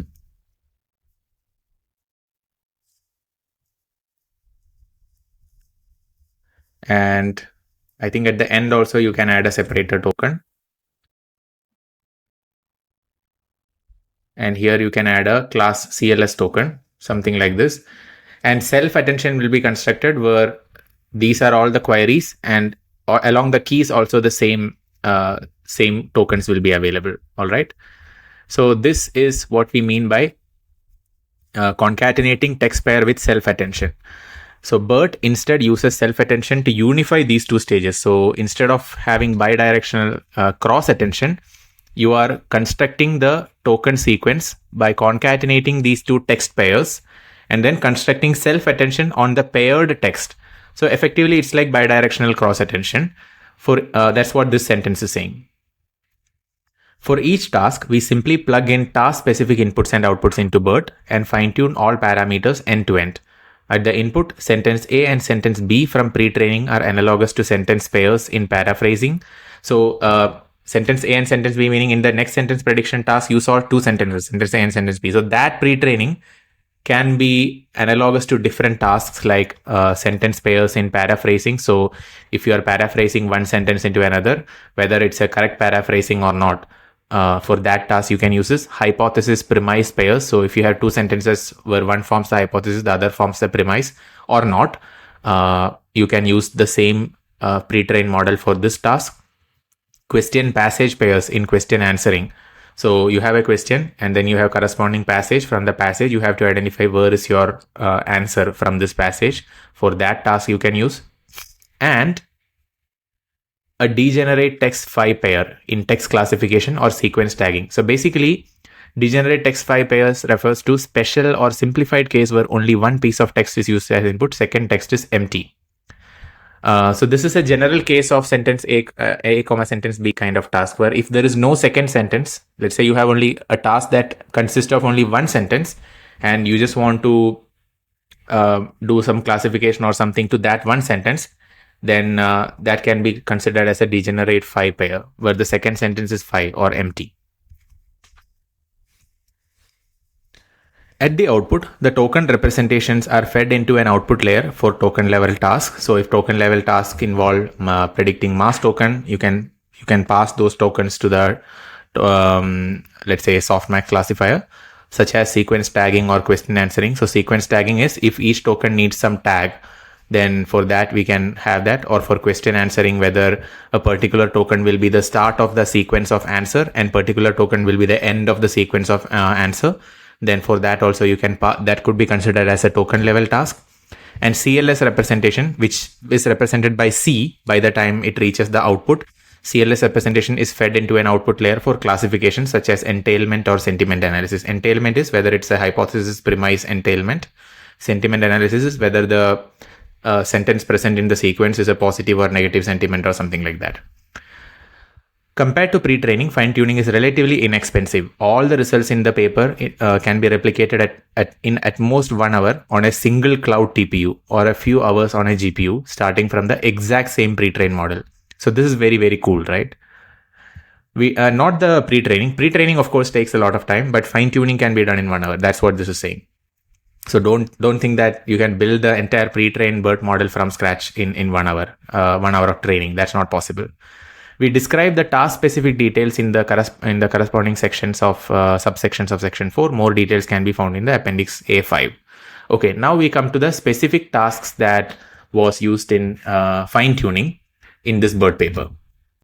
Moving on to section 4, which are fine-tuning experiments. So first is GLUE. So GLUE is General Language Understanding Evaluation Benchmark. So these are the type of tasks which are part of GLUE. One of them is classify the sentiment of a sentence positive or negative, decide if one sentence entails, contradicts, or is neutral towards another. This is like the hypothesis premise example. Determine if two sentences mean the same thing, judge whether a sentence is grammatically correct, predict a numerical similarity score between two sentences. So these are the tasks which are part of GLUE. To fine-tune on GLUE, we represent the input sequence as described in section 3 for a single sequence or sequence pair. So if it's a sequence pair, there will be the separator token, otherwise it will be not there. And use final hidden vector C corresponding to the first input token as the aggregate representation for sure. The only new parameter introduced during this fine-tuning are classification layer weights of dimension k by h. So what is this? K is the number of labels. So let's say we are classifying the sentence into k classes. K could be 2 or whatever. What we get at the output of C is an h-dimensional token, right? So its dimensionality is h by 1 because this vector has h dimensions. Now we want to convert this h by 1 into k by 1. So how do you do that? You can use a k by h matrix, weight matrix. So if you multiply W with C, where W is h by 1, and W is k by h, my bad, and C is h by 1, the resulting would be k by 1. And then you can construct a probability distribution over these k classes to perform classification. So that is the k by h weights. So this W is now the weights matrix which is extra introduced for this one fine-tuning task, where k is the number of labels. We compute a standard classification loss with C and W, that is log of softmax of CW transpose. So it can be CW transpose or WC. So CW transpose will be, in that case, C will be considered as 1 by H. Then W transpose will be H by K, which means W will be K by H. And then output will be 1 by K. So that is what they are describing here. For example, BERT squad model can be trained in around 30 minutes on a single TPU. So this is about the training speed time earlier what mentioned. In under 1 hour, you can pretty much do all the fine-tuning tasks mentioned in this paper. All right, moving on to the next page. So there is a table in this page which we'll come to when the paper is referring to the table. For now, let's read the text. We use a batch size of 32 and fine-tune for 3 epochs over the data for all glue tasks. For each task, we select the best fine-tuned learning rate among 5 times 10 to the power of minus 5, all the way till 2 times 10 to the power of minus 5 on the dev set. So dev set is the validation data set for hyperparameter tuning. Additionally, for BERT large, we found that fine-tuning was sometimes unstable on small data sets. It kind of makes sense. BERT large has more number of parameters, so small data set fine-tuning might be resulting in different types of output, depending on which random parameters you set. So we ran several random restarts and selected the best model on the dev set. So best model on the dev set meaning the model with the best model that provided you the best learning rate, whichever resulted in the best accuracy. With random restarts, we use the same pre-trained checkpoint. So pre-trained checkpoint is not different, but perform different fine-tuning data shuffling and classification layer initialization. What is the classification layer? Initialization of W. So W will be random weights initially, W which we just mentioned. And then based on the W, the random start of W, and based on how the fine-tuned data set in the glue data set is shuffled, you may get different outputs. So that's what they mentioned by saying BERT large was a little bit unstable on small data sets. Results are presented in table 1. Both BERT large and BERT base configuration outperformed all systems on task by a substantial margin, obtaining 4.5 and 7% respective accuracy improvement. Note that BERT base and OpenAI GPT are nearly identical in terms of model architecture, apart from attention masking, for sure. Attention masking was there in GPT, but it was not there in BERT base. For the largest and most widely reported glue task, MNLI, BERT obtains 4.6% absolute accuracy improvement. So let's just ask, what is MNLI dataset? What is MNLI task? What is this?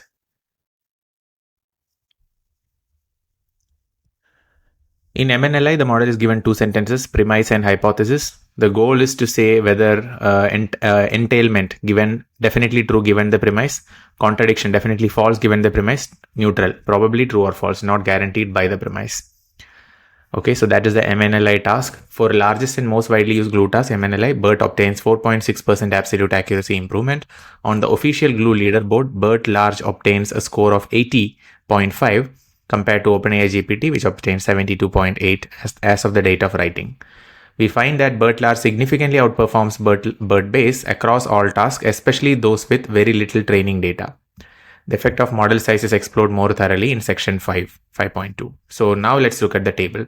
Now these are the different tasks, and MNLI is the most popular task that they are using, but there are other tasks. We don't have to go into the details of what each of these tasks are, but let's mostly focus on the 2 models that we are discussing, BERT base and BERT large.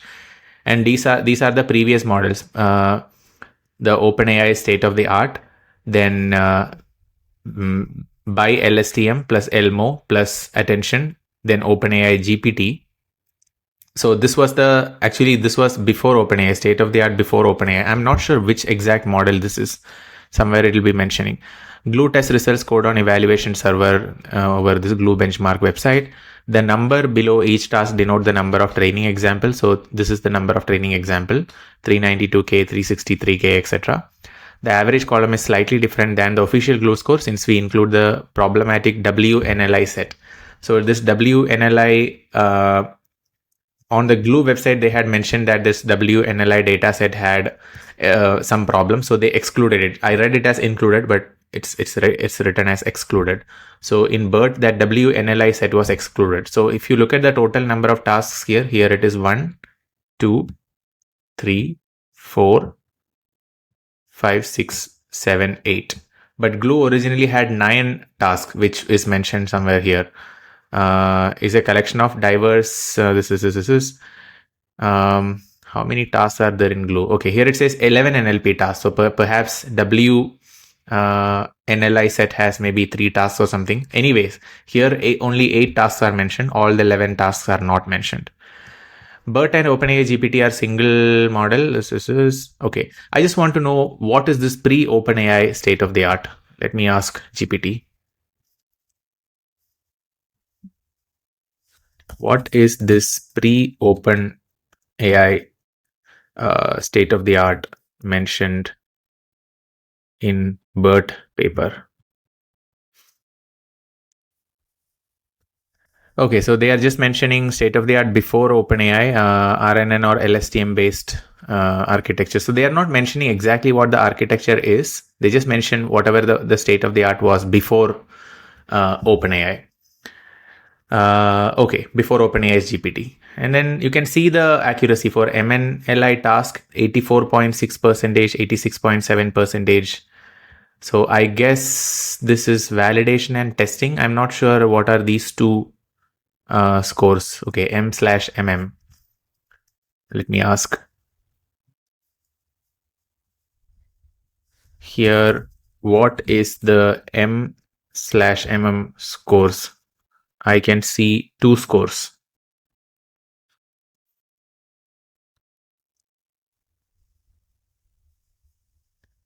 I'm not sure if it is validation and testing score.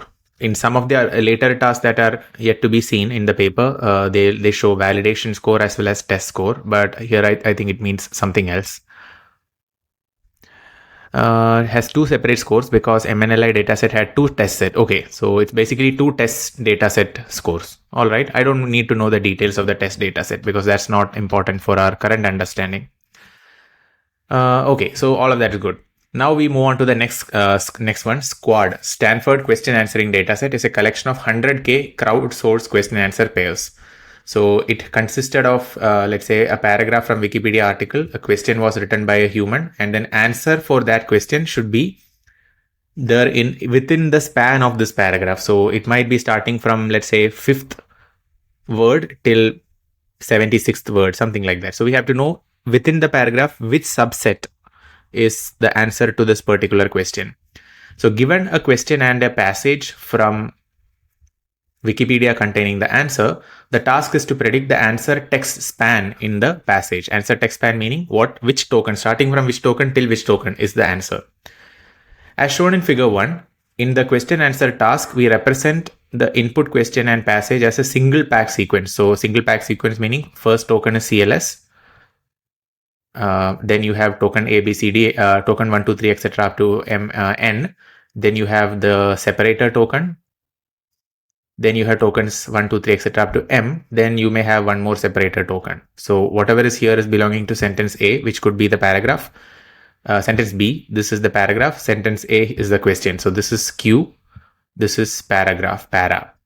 And then within this paragraph, where is the answer? Is it from here to here? Or is it from here to here? Which token sequence is the answer is now what we want to figure out.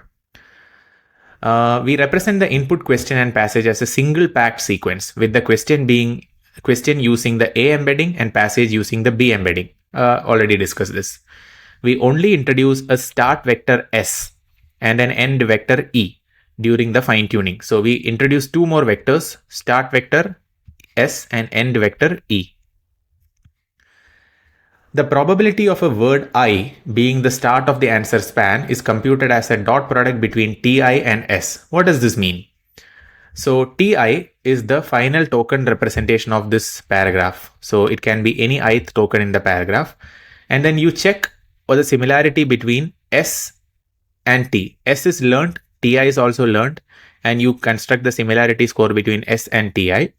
and see for which value of I is this dot product of S and Ti maximum, because that will be a scalar. S will be of 768 dimension, Ti will also be of 768 dimension, and Ti can run from I equal to 1 to I equal to M. And we just want to see S when you take dot product with which T, T1 or T2 or Tm, when is the dot product highest? And depending on when is the dot product highest, you say that ith token might be the starting. The probability of word I being the start of answer span is computed as a dot product between Ti and S, followed by a softmax over all words in the paragraph. So basically, you construct the dot product, and the dot product you convert into a probability distribution by taking softmax. The analogous formula is used for end of the answer span. So for end of the answer span, obviously you'll be using dot product between Ti and E instead of Ti and S. The score of a candidate span from position I to J is defined as STI plus ETJ. So here what is done is, you just want to know which token is, let me just lock this. You just want to know which token is very likely to be your starting token and which token is likely to be your ending token. So you construct two vectors, vector E for end, vector S for start. Both of these will be of 768 dimensions. Then you take dot product between S and Ti, where you can store this STI, where Ti runs from 1 to M. You have M tokens in the answer paragraph.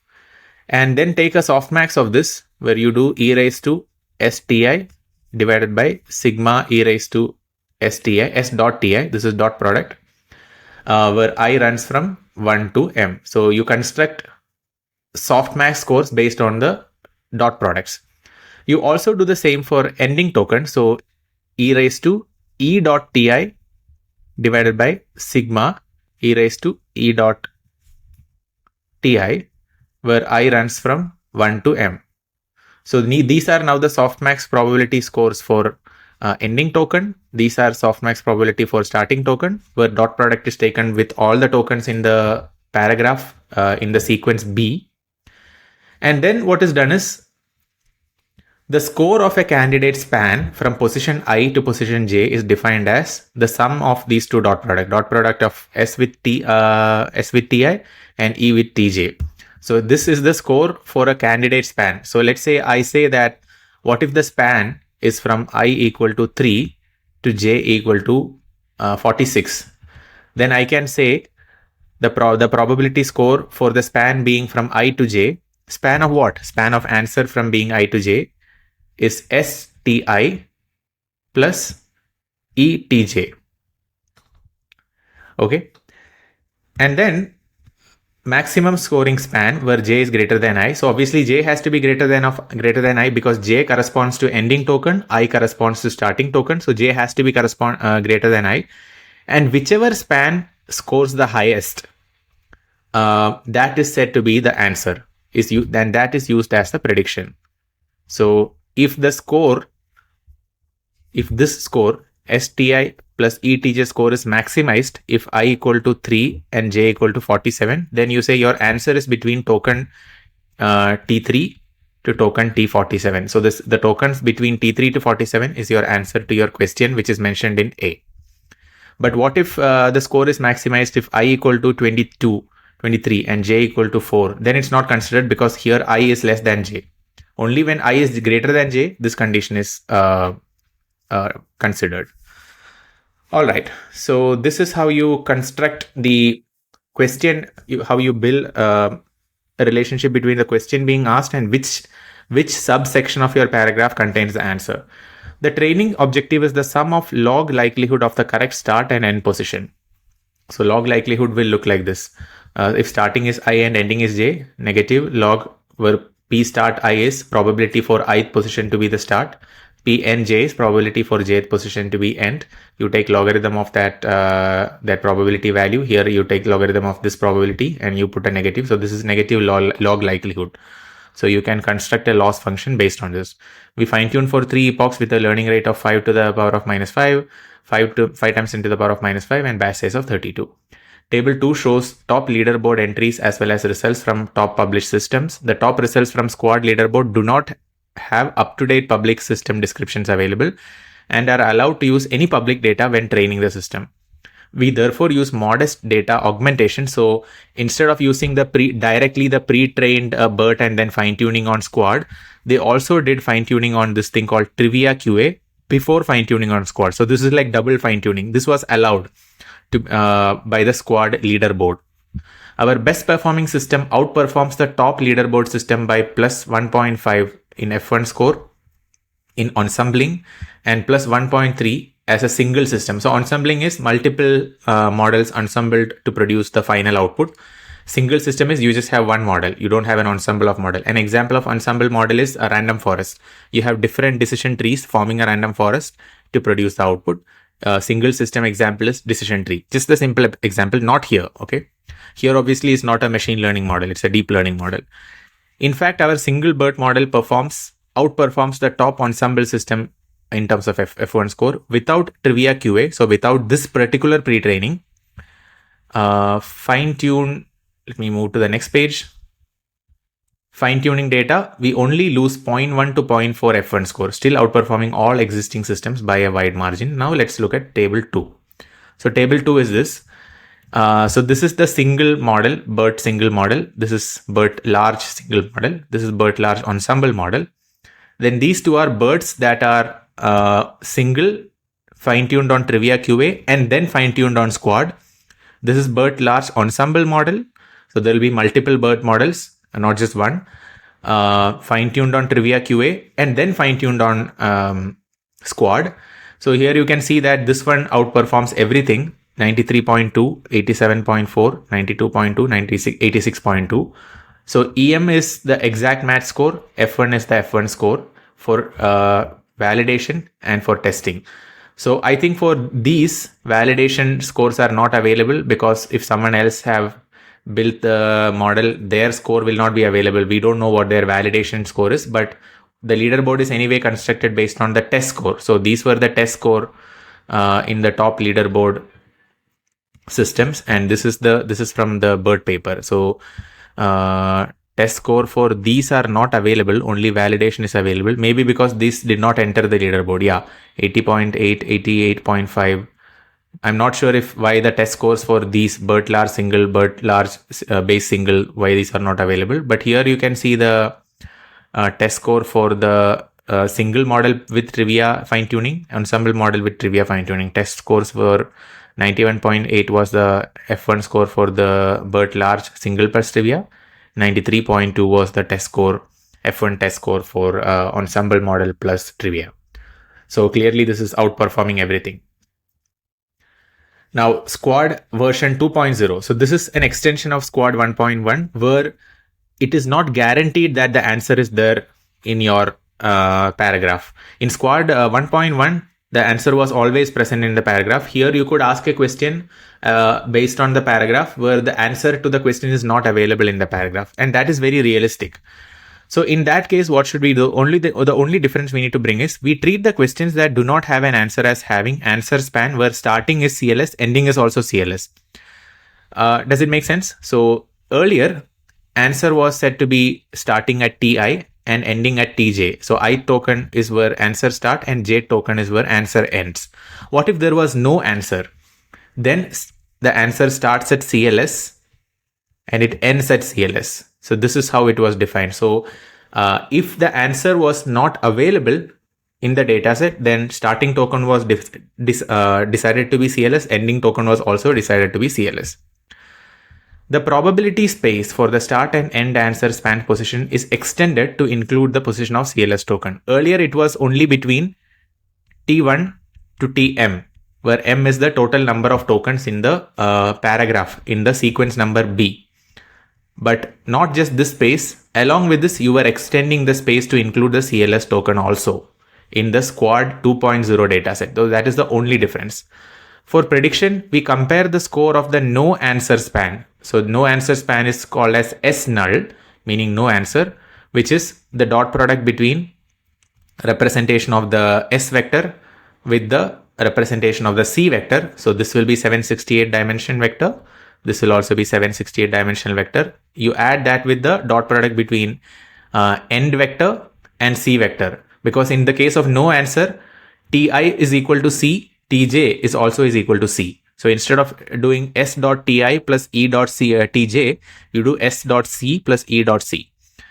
To the score of the best. So you are comparing this score against the best non-null span. So best non-null span is what we saw earlier. Best non-null span is S dot Ti plus E dot Tj, and whichever pairs of I comma j maximizes this, provided j is greater than I, then that is compared against S null. So basically S I comma j is compared against S null. So if S null is greater by greater than a threshold, so what they said is S null plus tau. If S I comma j is greater than S null plus tau, it's then you say this is the answer span, I to j is the answer span. But if that is not the case, then you say no, this for this question answer is not there in the paragraph.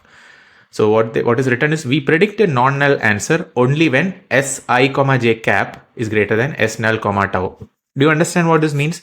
What this means is you have a S null score, which is S dot C plus E dot C. To that score, you add a constant threshold, and only if the value of this S I comma j cap exceeds that of that S null plus threshold, then you say, okay, now the answer you can say is between the token I and token j in sequence B. We did not use trivia QA data for this model. We fine-tuned for 2 epochs with learning rate of 5e minus 5 and a batch of 48.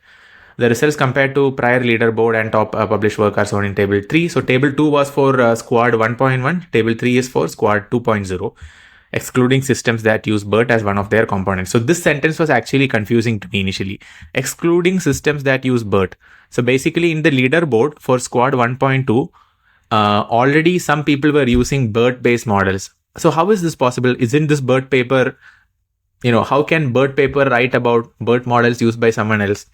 The reason was Google had released the BERT model before. Before releasing the paper, Google released the BERT model. So people had already started using BERT before this paper came out, which means in the leaderboard, some BERT based models were already there. So what this paper did was, this paper did not include in the table the models that are BERT based. Then they are comparing. So now this is table 3. So top leaderboard, you have the test scores. BERT-LAR single. So humans are scoring the best here, 86.9 and 89.5% accuracy. But the rest of the ones are not human. These are all AI models. And you can see that BERT-LAR single. So this is a single model. It's not ensemble model. It is not fine-tuned on the trivia QA dataset. And it's only fine-tuned on squad 2.0 dataset. And you can see the test results. The F1 score is significantly higher than all the previous models that were part of the leaderboard. All right. So I think we did not miss anything yet, right? Yeah. Now we move on to the next fine-tuning task. The situations with adversarial generations SWAG datasets consist of 113K sentence pair completion examples that evaluated grounded common sense inference.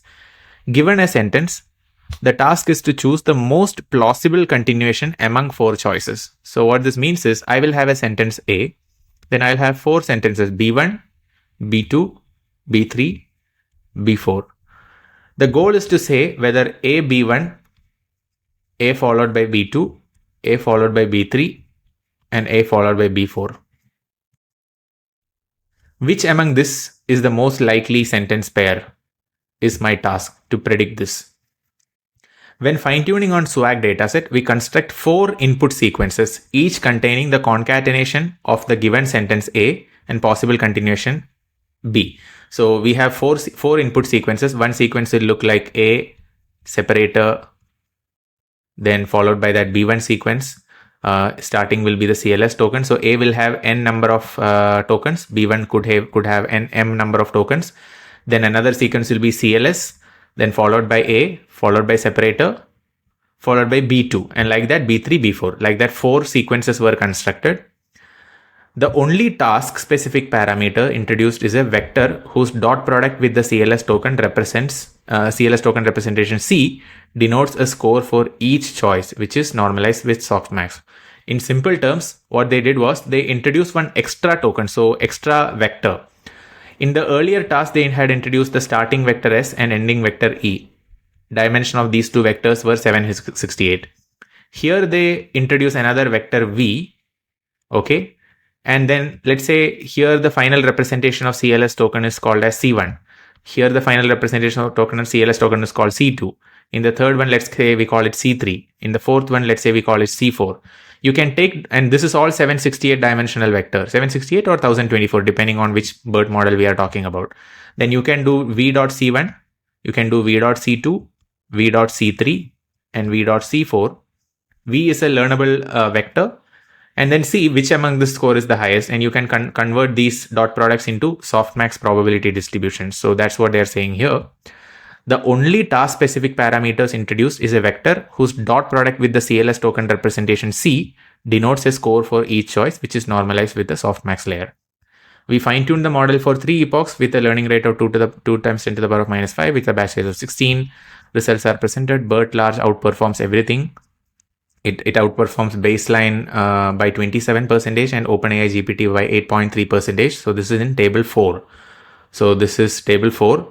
BERT large is outperforming. So GPT's performance on test data set was 78. This is 86.3. The previous one was 59.2, 52.7. So clearly BERT is outperforming everything. All right. So this is SWAG data set. I don't know why. Yeah, SWAG is situations with adversarial generations. All right. Now, ablation studies. So ablation studies means which aspect about the BERT model has the highest influence on the accuracy. That is what we inspect in ablation studies. Before going into the ablation studies section, I thought it'll be great to take a break. So I took a break and I'm continuing with the rest of the paper after taking the break. So this is something that I mentioned at the beginning of this paper dissection video, that this is not an easy process and we should not expect it to be easy. If paper reading was so easy, many people would have had the habit of reading papers. But how many people you know who has this habit that, you know, they are always reading good papers as a, you know, as a hobby or as a personal growth thing? Very, very few people actually read papers end to end. So this is definitely not an easy process, but it doesn't mean that we should not do it because it's a good thing, and good things are sometimes not easy. So we'll continue with the ablation studies, but I just wanted to tell you that I was taking a break, so feel free to do so. If you want to take a break and come back later to the video, this is a good time. We have gone through fine tuning, and now let's look at the ablation studies, what they do. So in the ablation studies, they do a few things to probe the effect of various aspects of the model on the final output accuracy. So first is effect of pre-training task. We know that the task is masked language modeling and next sentence prediction. These are the two tasks on which BERT was primarily pre-trained. So here they have written, we demonstrate the importance of deep bidirectionality of BERT by evaluating two pre-training objectives using exactly the same pre-training data, fine-tuning scheme, and hyperparameters as BERT base. So these two we already discussed, like how MLM and how NSP are done. Now the first set of pre-training task is something that does not involve NSP. So next sentence prediction is not there. Only masked language modeling is there. So a bidirectional model, which is trained using the masked language model MLM, but without the next sentence prediction task. So there is no classification token involved to, I mean, it is involved, but the classification token, class token, is not used for saying whether sentence B is something that succeeds sentence A or not. So that is not done. Then LTR and no NSP. LTR means left to right. RTL, which might come later in the paper, is right to left. So left to right and no next sentence prediction. So left to right means it should be a masked model. It would not be strictly bidirectional. And here this section they have introduced just to show the effect of bidirectionality in pre-training. A left context only model, which is trained using a standard left to right language model rather than masked language model. So next sentence prediction is not there. Masked language modeling is not there, but rather, so masked language modeling is mask can appear anywhere, but here it is left to right prediction, which means the context for a given token, context from all the tokens to the left of it is available, and based on that you can predict whatever is there on the right. The left-only constraint was also applied at fine-tuning because removing it introduced a pre-trained fine-tune mismatch. Yeah, because in fine-tuning, if we are taking the full context, but while pre-training, we are not taking the full context and we are just picking items from the left of a token, that's not a good thing.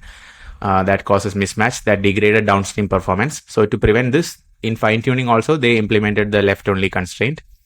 Additionally, this model was pre-trained without the NSP task, no next sentence prediction. This is directly comparable to OpenAI GPT, but using our larger training dataset, our input representation, and our fine-tuning scheme. Makes sense because in GPT, it was trying to predict the next word.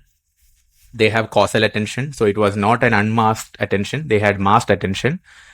Here they are doing pretty much the same thing. Masked language model is not used. It is a left to right model, meaning it's like a causal attention model. No next sentence prediction. It would probably look like next word prediction, next token prediction rather.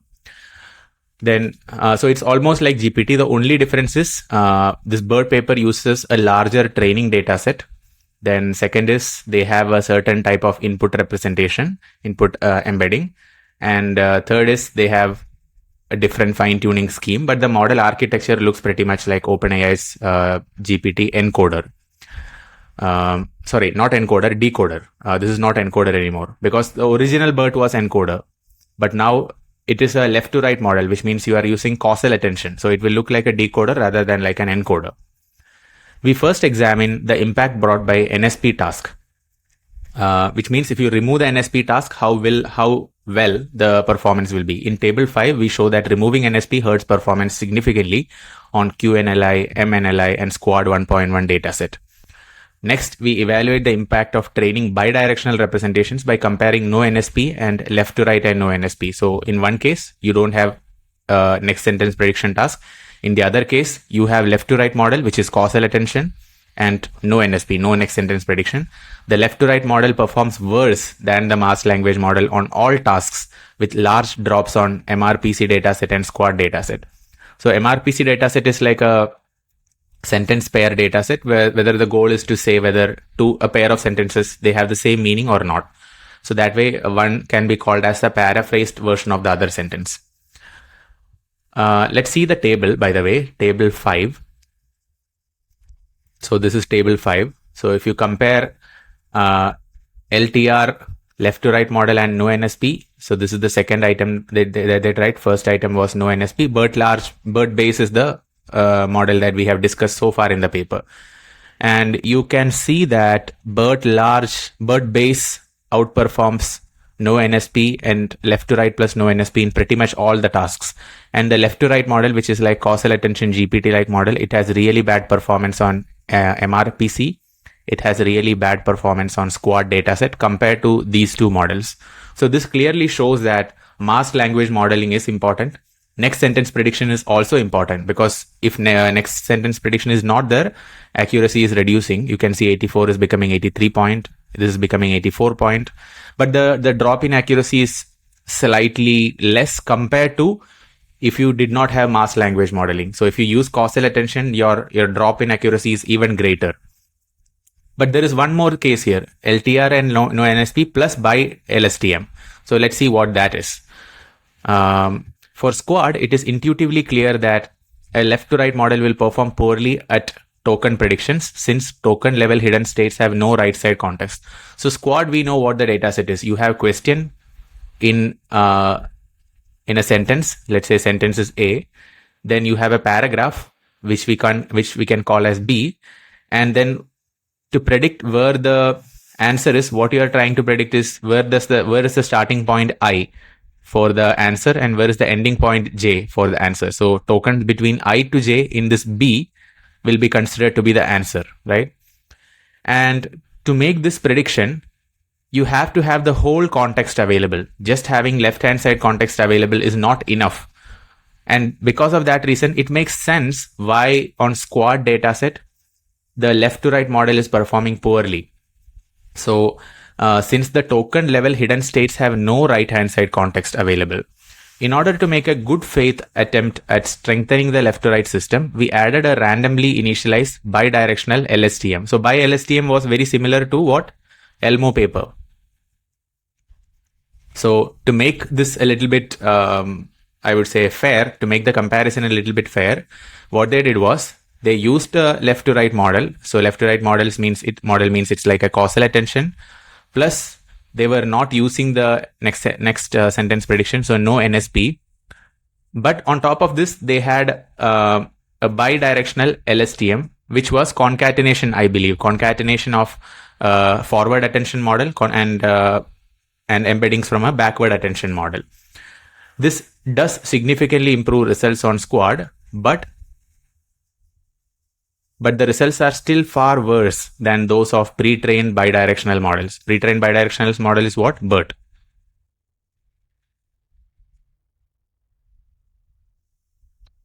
The bi-LSTM hurts performance on glue tasks. So let's see, this is the last row is a bidirectional LSTM, and you can see that on MRPC the performance is worse. On this is also, it is the worst performance. Here there is not much difference. Here it's the worst performance. On squad alone it is slightly better. So for squad, in the absence of context from the right hand side, it was the worst performance, but here because of bi-LSTM is there, the attention scores from the right hand side is available, or the context from the right hand side is available rather, and because of that performance is increasing compared to just the right hand side, just the left to right model. But you can see that for most of the other tasks the accuracy has degraded.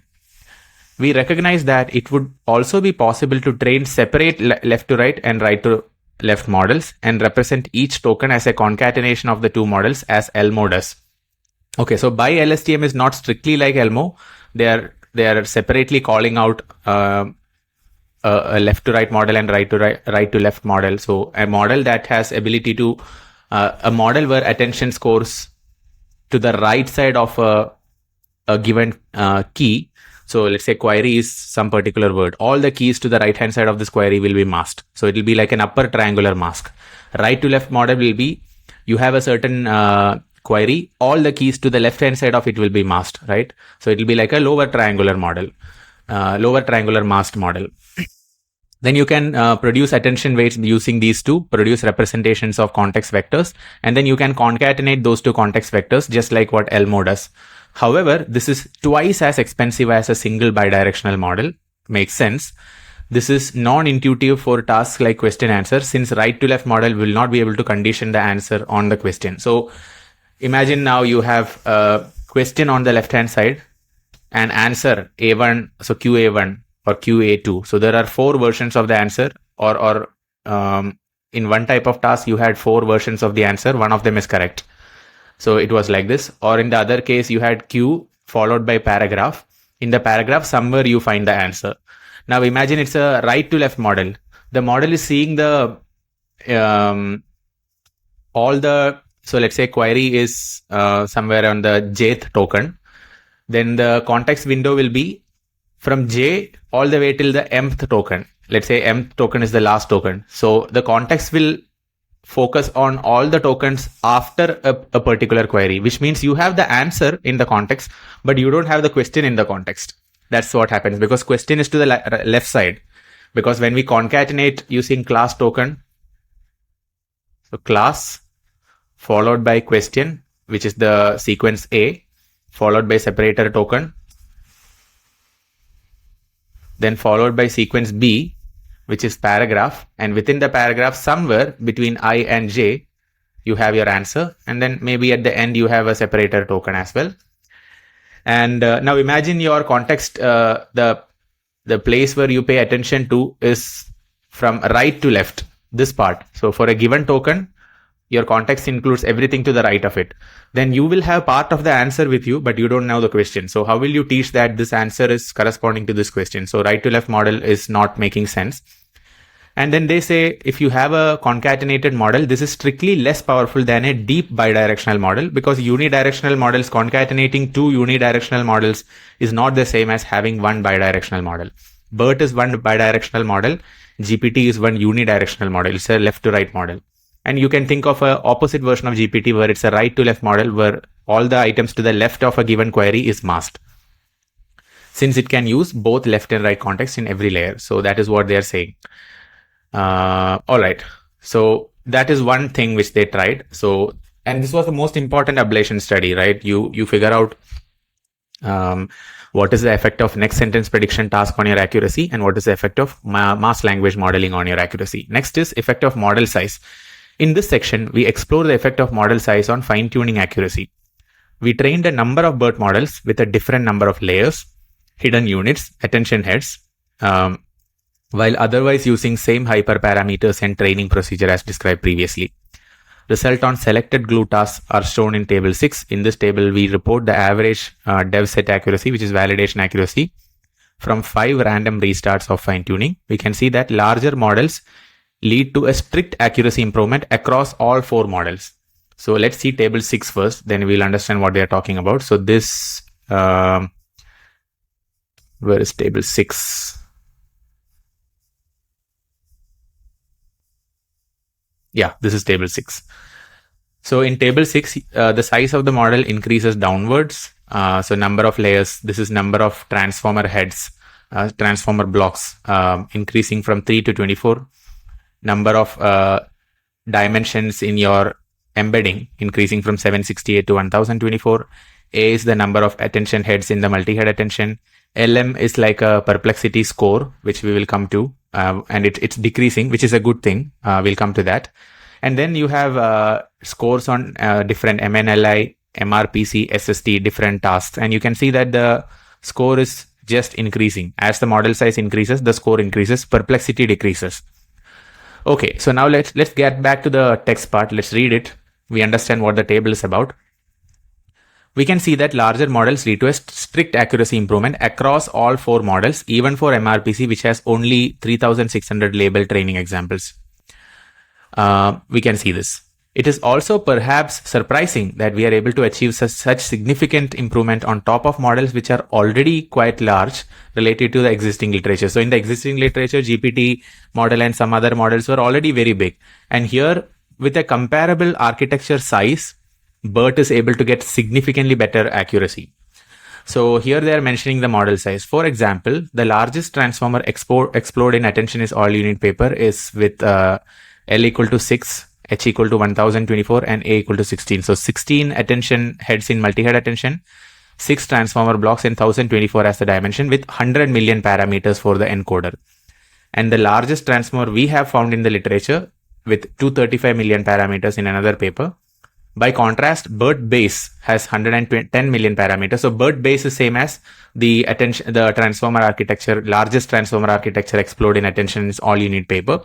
And BERT large is even bigger. So BERT large is bigger than 235 million parameter model with 340 million parameters.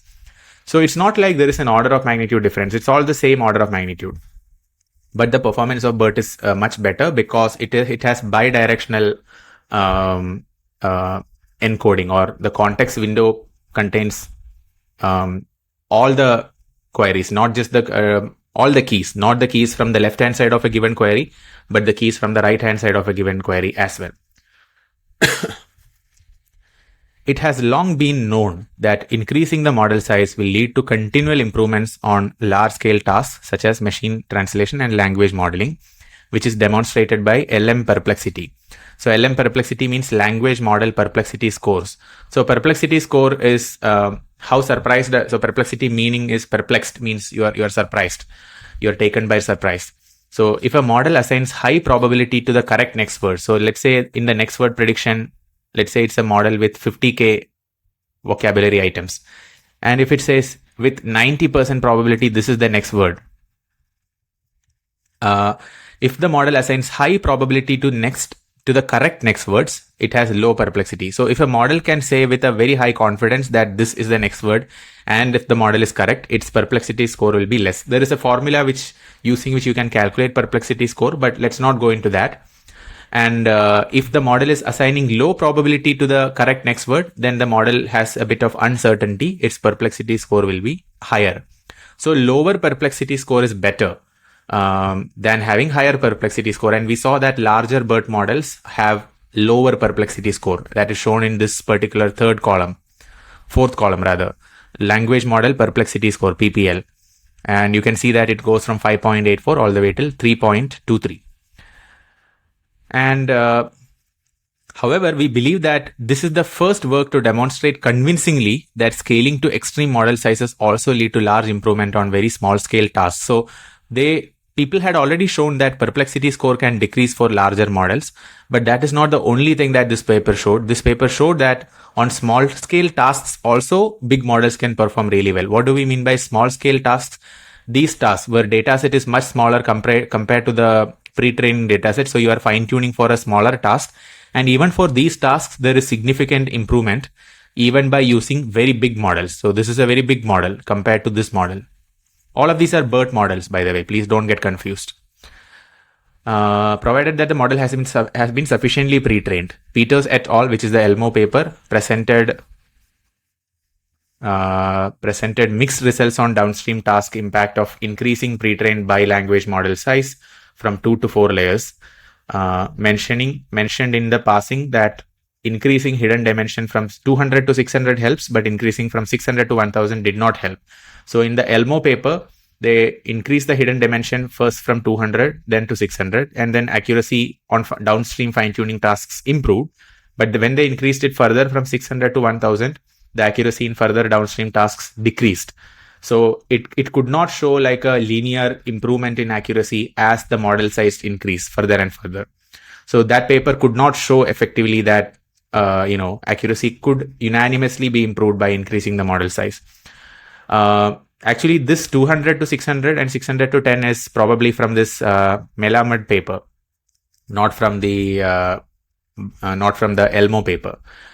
Both of these prior works used a feature-based approach. We hypothesize that when the model is fine-tuned directly on the downstream tasks and uses only a very limited number of randomly initialized additional parameters, the task-specific models can benefit from larger, more expressive pre-trained representations, even when downstream task is very small. So what this means is, what this BERT paper is hypothesizing is that if we have a downstream task like predicting whether two sentences are having similar meaning or not, it's a downstream task, and you will have a smaller data set of pair of sentences which says, yes, these two pairs are paraphrases of each other, or these two sentences are not paraphrases of each other. Such data set will be much smaller compared to the 2000 million data set on which this BERT was pre-trained. Then what is said is, for such small fine-tuning tasks also, utilizing pre-trained representations, basically using the pre-trained weights, is much more useful than just taking the embedding. So input sentence converted into some sort of embedding using a pre-trained model, and then using that embedding to just as an input into some other task specific model. Instead of doing that, directly using the pre-trained representations and fine-tuning on top of those pre-trained representation is much more expressive, is what this paragraph is saying.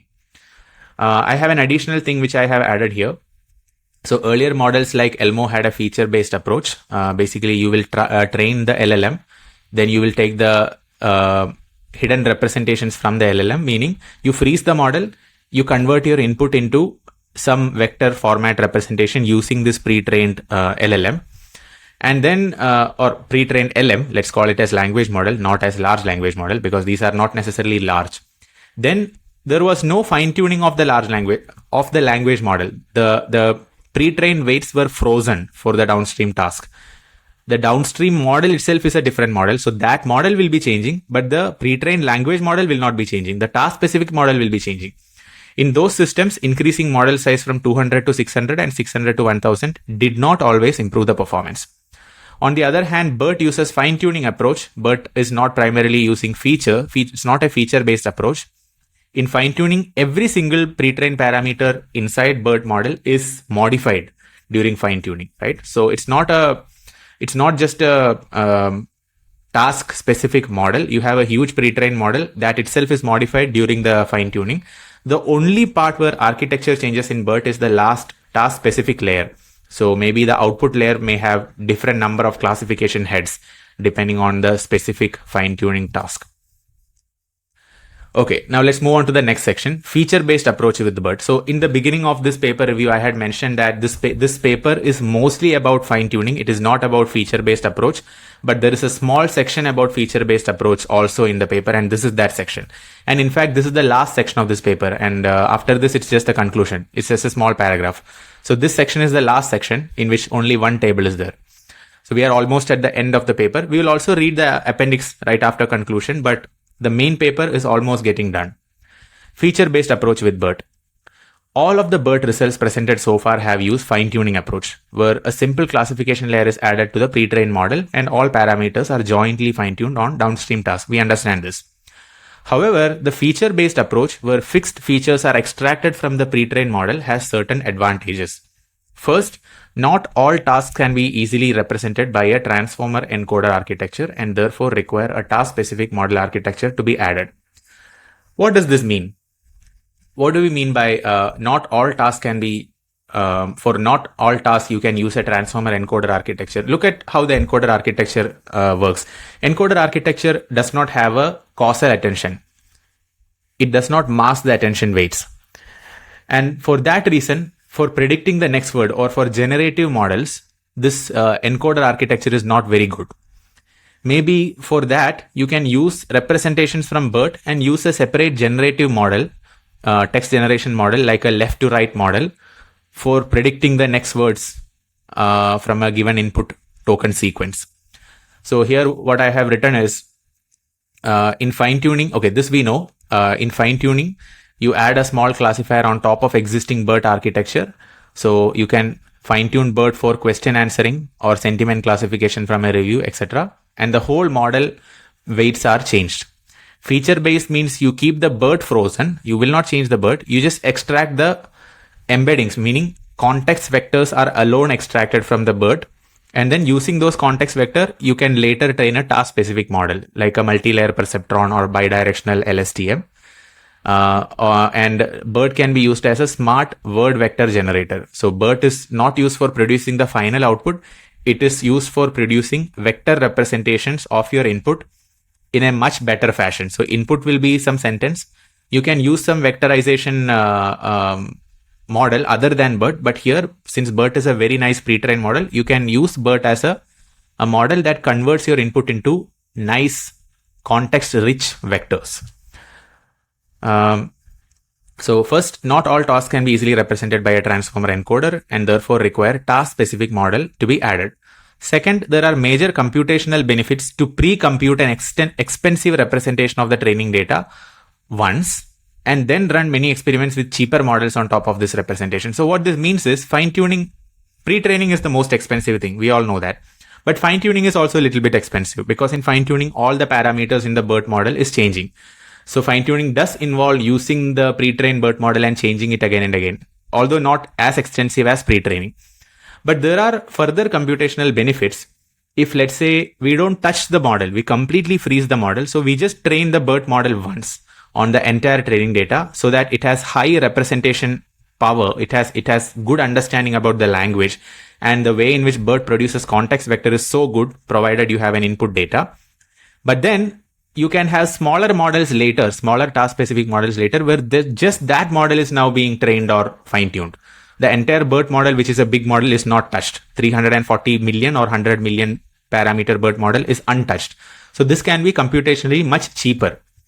In this section, we compare two approaches by applying BERT to CON-LL 2003 named entity recognition task. So named entity recognition task is like this. Let's say you have a sentence like Barack Obama is the president. Barack Obama is the president. Then Barack is a person, Obama is a person. So this token can be called as this token can be named as a person entity. This token also as a named entity. Maybe some of these tokens have no entity associated with it, right? So this is called, this is a token level task because you are categorizing every single token into a certain named entity. In the input to BERT, we use a case preserving word piece model. So word piece model we had discussed earlier. Case preserving means uppercase is not converted to lowercase. If there is uppercase, it is maintained. and we include the maximal document context provided by the data. Following standard practice, we formulate this tagging task but do not use a CRF. So I was initially confused. What is this CRF? I was hearing about this term for the first time. So CRF means conditional random field. I will not read this. I will let you read this yourself, but I'll show you what it means. What it means is sometimes there are some named entities which can only occur after the next name entity. So for example, if Obama is appearing, most likely before that Barack is there. So before the named entity called Obama, there should be another named entity called whose value is Barack. So you can, instead of calling both of these as person named entity, you can call the first one as B named entity, B per named entity, and this one you can call as I per named entity. And I can only appear after B because Obama only appears after Barack has appeared. So here what I have mentioned is you can't have an inside person entity without a preceding begin person tag. So begin person tag is if you have a named entity where the first, let's say you have full surname and before the surname you have first name. First name will be the B per begin person tag. Surname will be the inside person tag. So, and this is what is essentially mentioned by CRF, conditional random field. It's a fancy term. I thought I will just explain it here just in case if people are just completely wondering what is this CRF short form. I don't care too much about understanding this conditional random field. I just wanted to know what is that in a vague sense. I'm not too curious to know what is conditional random field and why is it introduced in detail, because that will sidetrack me from reading the main point in the paper. Okay, now let's proceed. To ablate the fine-tuning approach, we apply the feature-based approach by extracting activations from one or more layers without fine-tuning any parameters of BERT. So unlike fine-tuning, in feature-based approach, you extract the activations from one or more layers. These contextual embeddings are used as input to a randomly initialized 2-layer 768-dimensional by LSTM before the classification layer. So only the by LSTM will be now, only the parameters in this randomly initialized by LSTM will be changing during the training process. The BERT model will be completely frozen. It's untouched. The results are presented in table 7. BERT large outperforms competitively with state-of-the-art methods. The best performing method concatenates the token representations from the top 4 hidden layers of the pre-trained transformer, which is only 0.3 F1 score behind fine-tuning the entire model. So compared to fine-tuning the entire model, let's say we only extract embeddings from the top 4 hidden layers of the pre-trained BERT transformer. The F1 score is only 0.3 less compared to the actual fine-tuned model, and that is shown in table 7. So let's see what is that. So this is the BERT large model and test F1 score for BERT large model. Actually, let's compare the validation score. So you can see that compared to ELMo, fine-tuning is indeed better. 96%, here it is 95. But if we concatenate the last 4 hidden layers, it has 96.1, which is better than ELMo. It has better accuracy than ELMo. And if you compare this with BERT base model, 96.1 versus 96.4, it's only 0.3 difference in F1 score. So this concatenation of the last 4 hidden layer to produce the, embedding. So this is now frozen BERT, okay? Frozen BERT. No fine-tuning. This is fine-tuned BERT. Fine-tuned BERT is only 0.3 better than the BERT where you don't fine-tune, but you just extract the features from the last 4 hidden layers and then use that feature for some other model's training. So this shows that both are powerful approaches, but fine-tuning is by far, not by far, fine-tuning is definitely better. Okay, so this section, I think maybe they would have included this section after some reviewer comments or something. Anyway, this is on archive, so I doubt if there was any external reviewer, but maybe internally they would have decided to add a section which was about feature-based approach, not just fine-tuning approach, because anyway, this is like a last section and it's a small section. So I think that is maybe what the authors have done. This demonstrates that BERT is effective for both fine-tuning and feature-based approaches. Okay, cool. Now the paper comes to an end. Conclusion. Recent empirical improvements due to transfer learning with language models have demonstrated that rich unsupervised pre-training is an integral part of many language model and language understanding systems like GPT.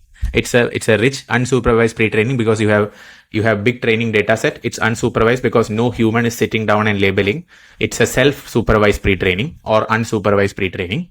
In particular, these results enable even low resource tasks to benefit from deep unidirectional architecture. So this is not talking about the BERT paper, because BERT paper is not unidirectional, it is bidirectional. But in general, people have found that the NLP was progressing in such a way at this time that you use big data sets, you perform unsupervised training, and even if you have a big unidirectional architecture while pre-training, you're fine-tuning further downstream fine-tuning task. Even if it's a small task, it can benefit.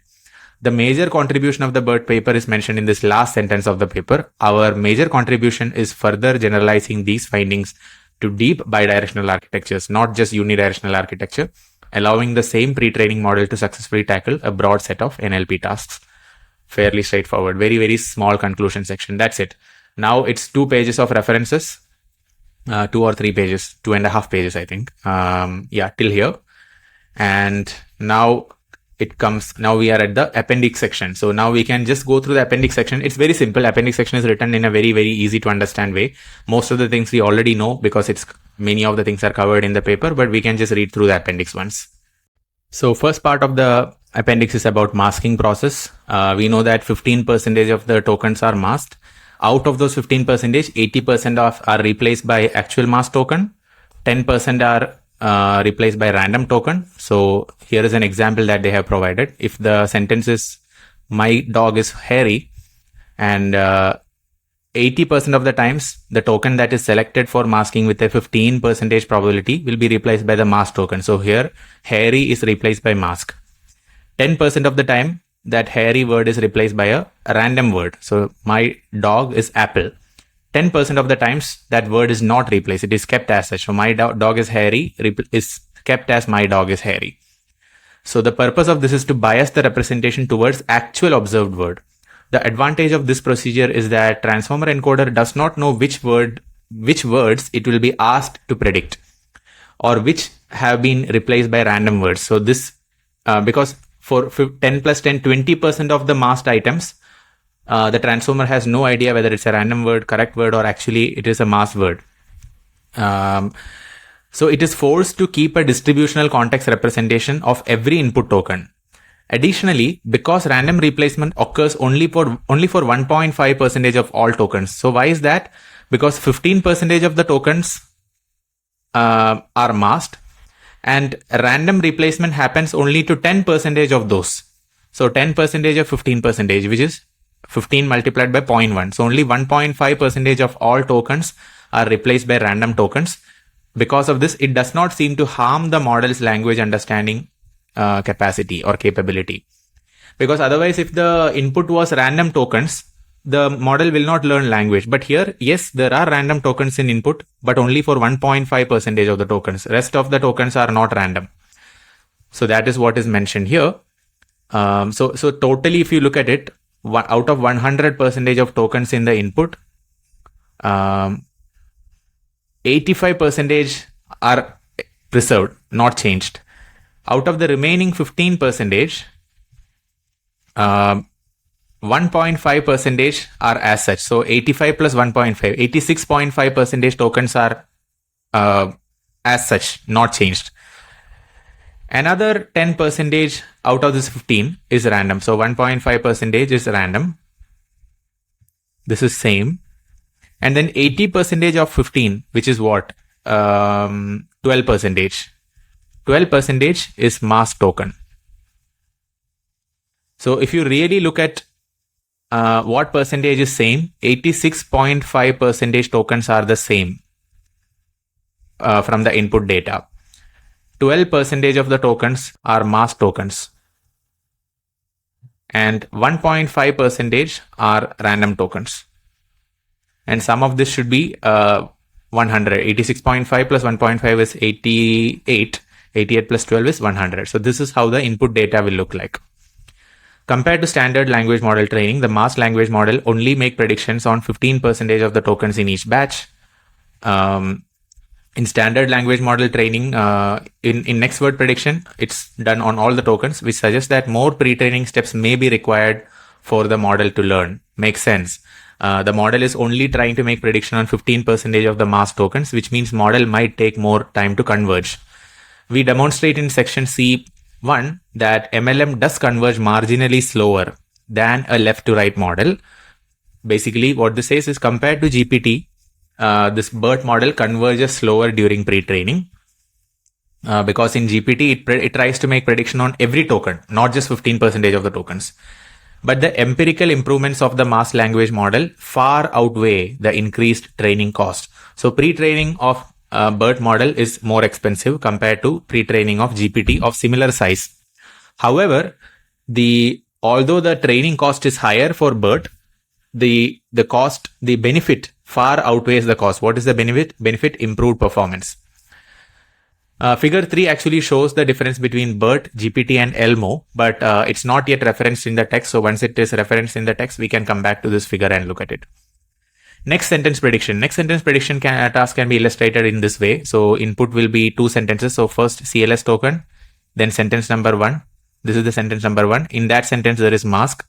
Then this is sentence number 2. Between the sentence 1 and sentence 2, you have separator. At the end of second sentence, there is separator. And in the second sentence also, there is a mask. Then label is next. So the man went to dash store. He bought a gallon dash milk. So here the sentence A, which is this, is followed by sentence B, which is the next one. And this is another example. The man dashed to the store. The man dashed to the store. This is sentence A. Then penguin dash are flightless birds. This is sentence B. Here it is not next. So this is how the input data and corresponding label will look like for next sentence prediction task, as well as for the masked language modeling task, because here masking is also there. So both are shown in just one image. This image literally captures how the input data looks like for the BERT model. Then pre-training procedure. To generate each training input sequence, we sampled 2 spans of text from the corpus. So corpus could be Wikipedia, which we refer to as sentences, even though they are typically much longer than simple sentences, but it can be shorter also. The first sentence receives A embedding, second sentence receives B embedding. So first sentence is called as A, second is called as B. 50% of the times B is the actual succeeding sentence. 50% of the time it's a random sentence. We know this already. They are sampled such that combined length is less than or equal to 512 tokens. So the context window to BERT is less than or equal to 512 tokens. The language masking is applied after word piece tokenization. So tokens are masked, not words, with a uniform masking rate of 15% and no special consideration given to partial word pieces. So all words are basically words or word pieces. All of them are considered as tokens. We train with a batch size of 256 sequences. So in each batch, you have 256 sequence. Each sequence can be maximum 512 tokens, which for 1 million steps, which is approximately 40 epochs over the 3.3 billion word corpus. We use Adam with this learning rate warm up. Then they use JLU activation instead of ReLU, just like GPT. The training loss is the sum of the mean masked language model likelihood and mean next sentence likelihood. So there 2 tasks are there in pre-training, as we said. First is masked language modeling, MLM.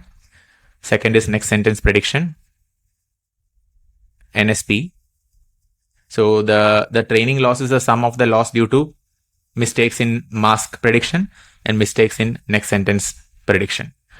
Training of BERT base was performed on 4 cloud TPUs in pod configuration. Training of BERT large was performed on 16 cloud TPUs. Each pre-training took 4 days to complete. So TPU pod is basically a collection of TPU devices interconnected through a high-speed network so that they can share data and train models in parallel. You might have heard of the platform called RunPod for training.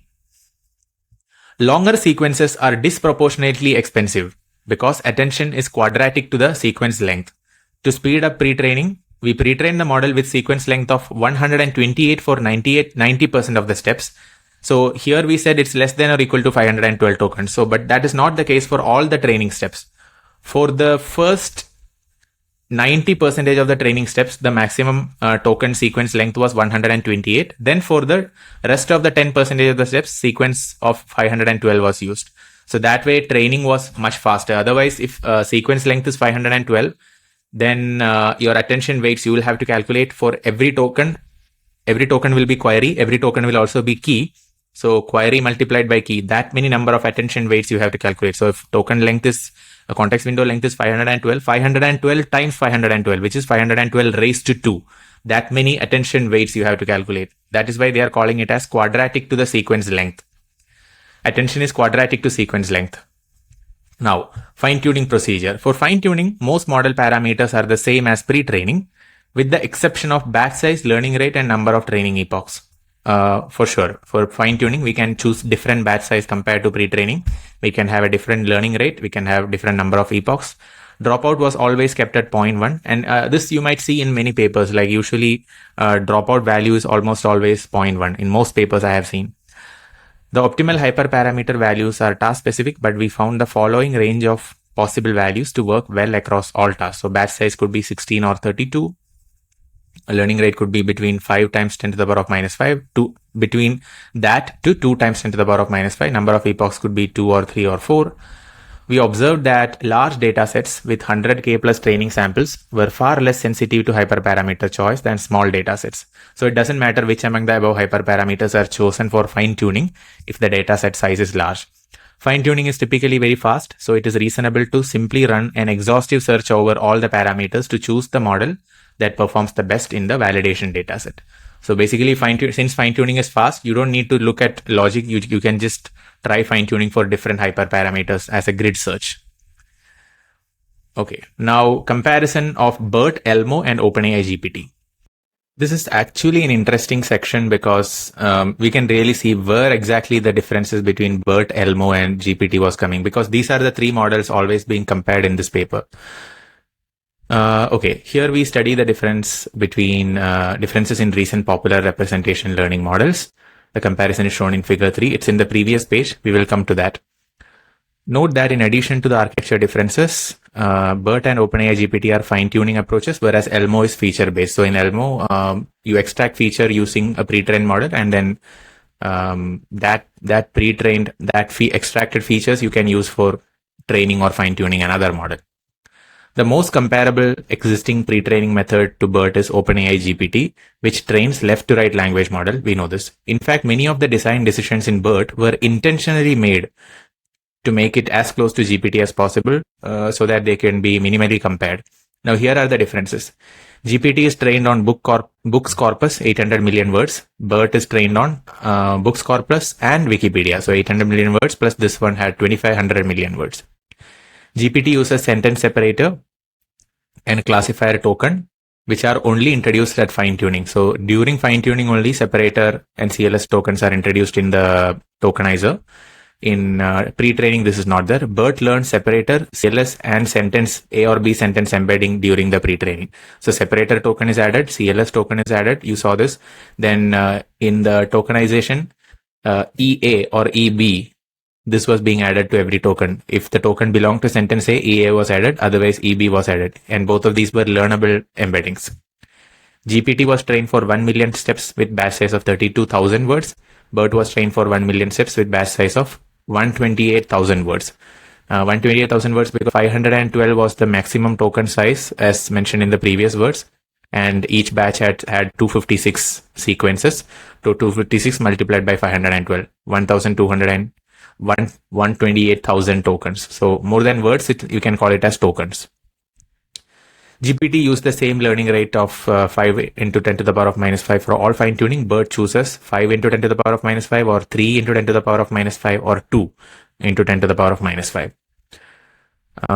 Then to isolate the effect of these differences, we perform ablation experiments in section 5.1, which demonstrate the majority of the improvements are in fact coming from the pre-training task used in BERT, which is MLM and NSP, mass language modeling and NSP, and the bidirectionality, which means no causal attention. It's just unmasked attention. Now let's look at figure 3. Figure 3 shows the difference between BERT, OpenAI, and ELMo. So BERT is bidirectional, which means attention is not just left to right, it's also right to left. Whereas in OpenAI GPT, it's left to right attention. It's not right to left. Then in ELMo, they are separately calculated. So this is forward LSTM, this is backward, and then the embeddings are concatenated here to produce the final embedding. So this is why they say it's not deep, it's shallow. It's forward is done separately, backward is done separately. Then concatenation is used. So, okay, this we kind of know already. You can look at the figure in detail, but I don't think we'll get anything new. We already have covered all this detail in the paper. Our task-specific models are found by incorporating BERT with one additional output layer. So a minimal number of parameters need to be learned from scratch. So only this additional layer needs from scratch training. The others are only requiring pre-training. Sorry, fine-tuning, not pre-training. Now it's a description of among the tasks A and B are sequence level tasks, C and D are token level tasks, and in the figure E represents the input embedding. So we are talking about the next figure in the next page, figure number 4. So A and B are token level, and A and B are sequence level, and C and D are token level. So A is sentence pair classification task. So sentence pair classification is saying whether these sentence pairs are having same meaning or not. That could be one sentence pair classification task, and many other tasks could be there. It's a sequence level task. We are not looking at task as an individual token level task. So only the representation in the classification token C is used. Only this is needed. Here it is single sentence classification task. You have one single sentence. You can classify that as whether it's a positive sentence or negative sentiment sentence. So it's also sentence level classification task or sequence level classification task. Only the classification token is finally used. On the other hand, here there are a couple of tasks. If you have a question and if you find from this paragraph where is the answer to this question from ith to jth index, so basically start span and end of the span, it's a token level task because you have to figure out whether a given token is starting and a given token is ending. So it's a token level task. Then last one is single sentence tagging task. So tagging means named entity recognition. So each token needs to be tagged, whether it's a person or object or whatever. So this is again token level task. So here beginning of a person entity and then inside inside person entity, etc. So C and D are token level tasks. That is what is mentioned here. In the figure, E represents input embedding. We know this. TI represents contextual representation of tokens, and CLS is special symbol for classification output. Separator is the SEP is the separator token. We know this. Now in the next section, they are describing different tasks. MNLI given a pair of sentence. I have already highlighted the sentence so that we can get to the point quickly. MNLI is given a pair of sentences. Goal is to predict whether the second sentence is entailment, contradiction, or neutral with respect to the first one. This we have seen. QQP, Quora question pairs. If two questions are asked on Quora, are semantically equivalent or not. This is also sentence level task. Then QNLI, question natural language inference. The positive examples are pairs which do contain correct answer. Negative examples are from the same paragraph which do not contain the answer. So this is where you have question and a given paragraph. In the given paragraph, you find whether there is a span which contains the answer or no answer. Then another one is SST2, Stanford Sentiment Tree Bank is a binary single sentence classification task consisting of sentences extracted from movie review. So basically movie review classification. COLA, Corpus of Linguistic Acceptability, to predict whether an English sentence is linguistically acceptable or not. Again, binary classification of a sentence. It's sentence level task. So all of these we have seen so far are sequence level or sentence level. Actually, this is not. This is token level. This is token level. This is sequence level. This is sequence level. Then this is sequence level. Binary single sentence classification is sequence level. Semantics text similarity. They were annotated with a score from 1 to 5 denoting how similar two sentences are in terms of semantic meaning. So this is STSB, sequence level task. MRPC, Microsoft Research Paraphrase Corpus, contain extracted online news with human annotation, whether the sentences in the pair are semantically equivalent. This is also sequence level task. RT, recognizing textual entailment, is a binary entailment task similar to MNLI, but with much less training data. This is also sequence level. WNLI, Vinograd NLI. So this was the one which was excluded in one of these tables. They had mentioned they had excluded WNLI in one of the early pages over here. So they had mentioned that WNLI is excluded. See, we exclude the problematic WNLI. So this WNLI set has some problem. So that was not forming one of the columns of this table 1. But they are just describing what is that WNLI in this section. So WNLI webpage of Glue notes that there are issues with the construction of this dataset, and every trained system that has been submitted to Glue has performed worse than 65.1 baseline accuracy of predicting majority class. We therefore exclude this set to be fair to OpenAI GPT. For our Glue submission, we always predicted the majority class. Okay. Then additional ablation studies, effect of number of training steps. There is a question. Does BERT really need such large amount of pre-training? Basically 128,000 words or tokens per batch and 1 million steps to achieve high fine-tuning accuracy? Yes, BERT base achieves almost 1% additional accuracy on MNLI when trained on 1 million steps compared to 500k steps. Then another question. So basically we need such large amount of pre-training. Yes, that is the short answer. Does MLM pre-training coverage converge slower than left to right pre-training? Since only 15% of words are predicted. So in GPT-like model, it's a left to right model. The right hand side tokens are masked. So, but there, all the tokens are predicted. You try to predict the next token. So every single token is predicted. In MLM, only 15% of the masked tokens are predicted. Does it mean that this MLM based pre-training is slower? Yes. MLM model does converge slightly slower than LTR, left to right model. However, basically, does BERT converge slower compared to GPT in pre-training? Yes, BERT converges slower compared to GPT. That is the answer. However, in terms of absolute accuracy, MLM model begins to outperform LTR model almost immediately. So this is very nicely shown in this graph. So here, x-axis is pre-training steps, 200,000. Then here it is 1 million. Then this is the validation score for MNLI. And here you can see that blue one is BERT and red one is BERT base.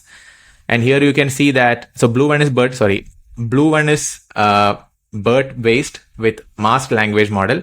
Red one is BERT based with left to right model. So red one is like GPT. Although this is BERT base, it is like GPT because this will be similar to encoder. GPT like.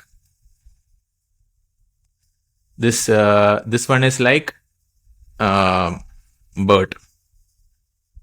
So this is like encoder. This is like decoder in the transformer architecture. And here you can see that the initial training steps are faster from around 0 to 100k, till around 80k or 100k. GPT like training is faster. But then BERT base is slower, masked language model is slower, but then eventually masked language model achieves almost 2% higher accuracy. So this is 82 and this is almost 84. So almost 2% higher accuracy is produced because of this extra pre-training step. Okay. Ablation for different masking procedure. In section 3.1, we mentioned that BERT uses a mixed strategy for masking the target tokens when pre-training with masked language model. The following is an ablation study to evaluate the effect of different masking.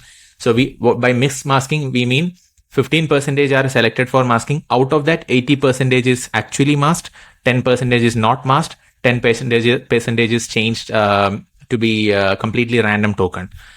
Here, they are showing a table where that percentages are changed. So 15% is masked, that is unchanged. So a random 15% tokens are selected for masking.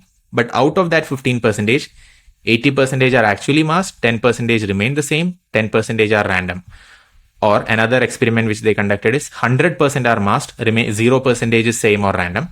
Then another experiment is 0% is masked, 100% is random. So 100% is random means out of your training data, 85% will be correct, 15% tokens will be random. That is too much, right? So here the accuracy is a little bit less. You can see 83.6, lowest accuracy for MNLI. And for NER task fine tuning 94.9. This is the lowest accuracy. Feature based 94.6, lowest accuracy. So this complete random masking, meaning 15% of your training data set being completely random tokens, is not a good thing. But still you might notice that there is not a significant change whether how you split this 15%, whether the 15% is split into 80, 10, 10 or 100, 0, 0, etc. It doesn't make too much difference.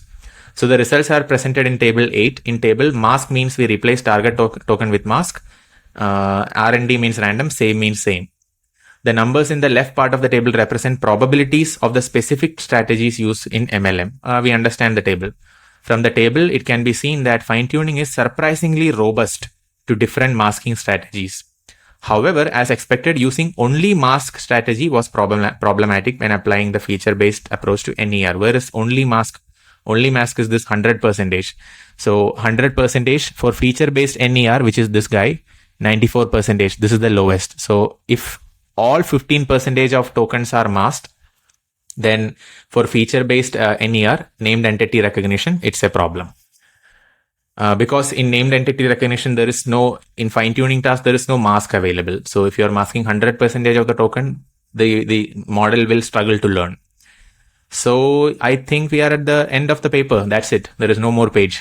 We finished the paper and it took quite long. This was a long paper. I mean, compared to vision transformer paper, this was short, but still it's a well-written paper. It's relatively easy to understand, but we had to spend a lot of hard work in reading the paper.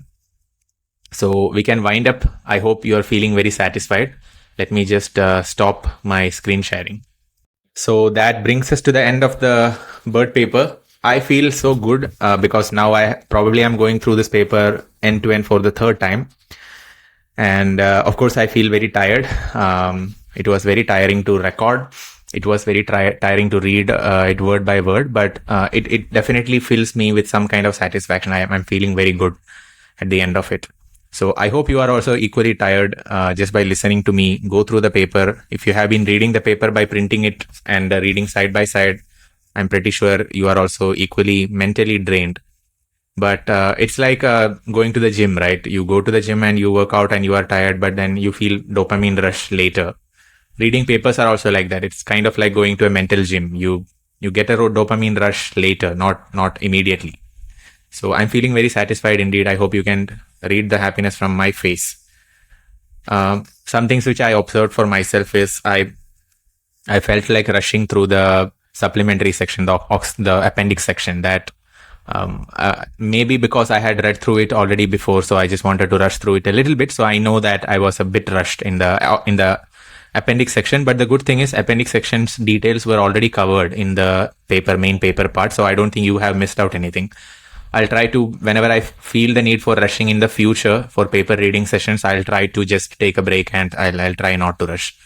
Because the problem is, the more you read and the more you speak about the paper, your physical energy will become drained, and even for you to read and sit down and read a paper, you may get like pain on different parts of the body probably, or you will just feel like eating something, or you just feel like sleeping, or you just feel bored. All of this can naturally happen. But it's part of the process. I doubt there is even anyone on earth who can read a paper without feeling any kind of tiredness or anything, especially these long papers. It will make you feel tired, but that's the reality about any difficult thing in our life, right? Difficult things are tiring, but they have very high rewards, and paper reading is one such activity. It's a difficult thing with high reward. Weightlifting in the gym is difficult, but it has very high reward. So I hope if you have reached this point of the lecture, I hope you are feeling very satisfied. I am feeling very satisfied personally, and I really love this BERT paper. It's really, really very nice written paper. I also aspire to write papers of this writing quality. So we'll meet again in another paper dissection video. I hope you enjoyed this. I hope you actually do read the paper rather than just listening to me read it and dissect it. It's fun to listen to someone doing it themselves, but unless you do it yourself, it will not give you the full experience. So I highly recommend for future sessions to have a printed copy, and then you see this, just underline through the paper, and make sure that you are reading it line by line by putting your hand on every single line. So thank you so much. We'll meet again soon. Bye.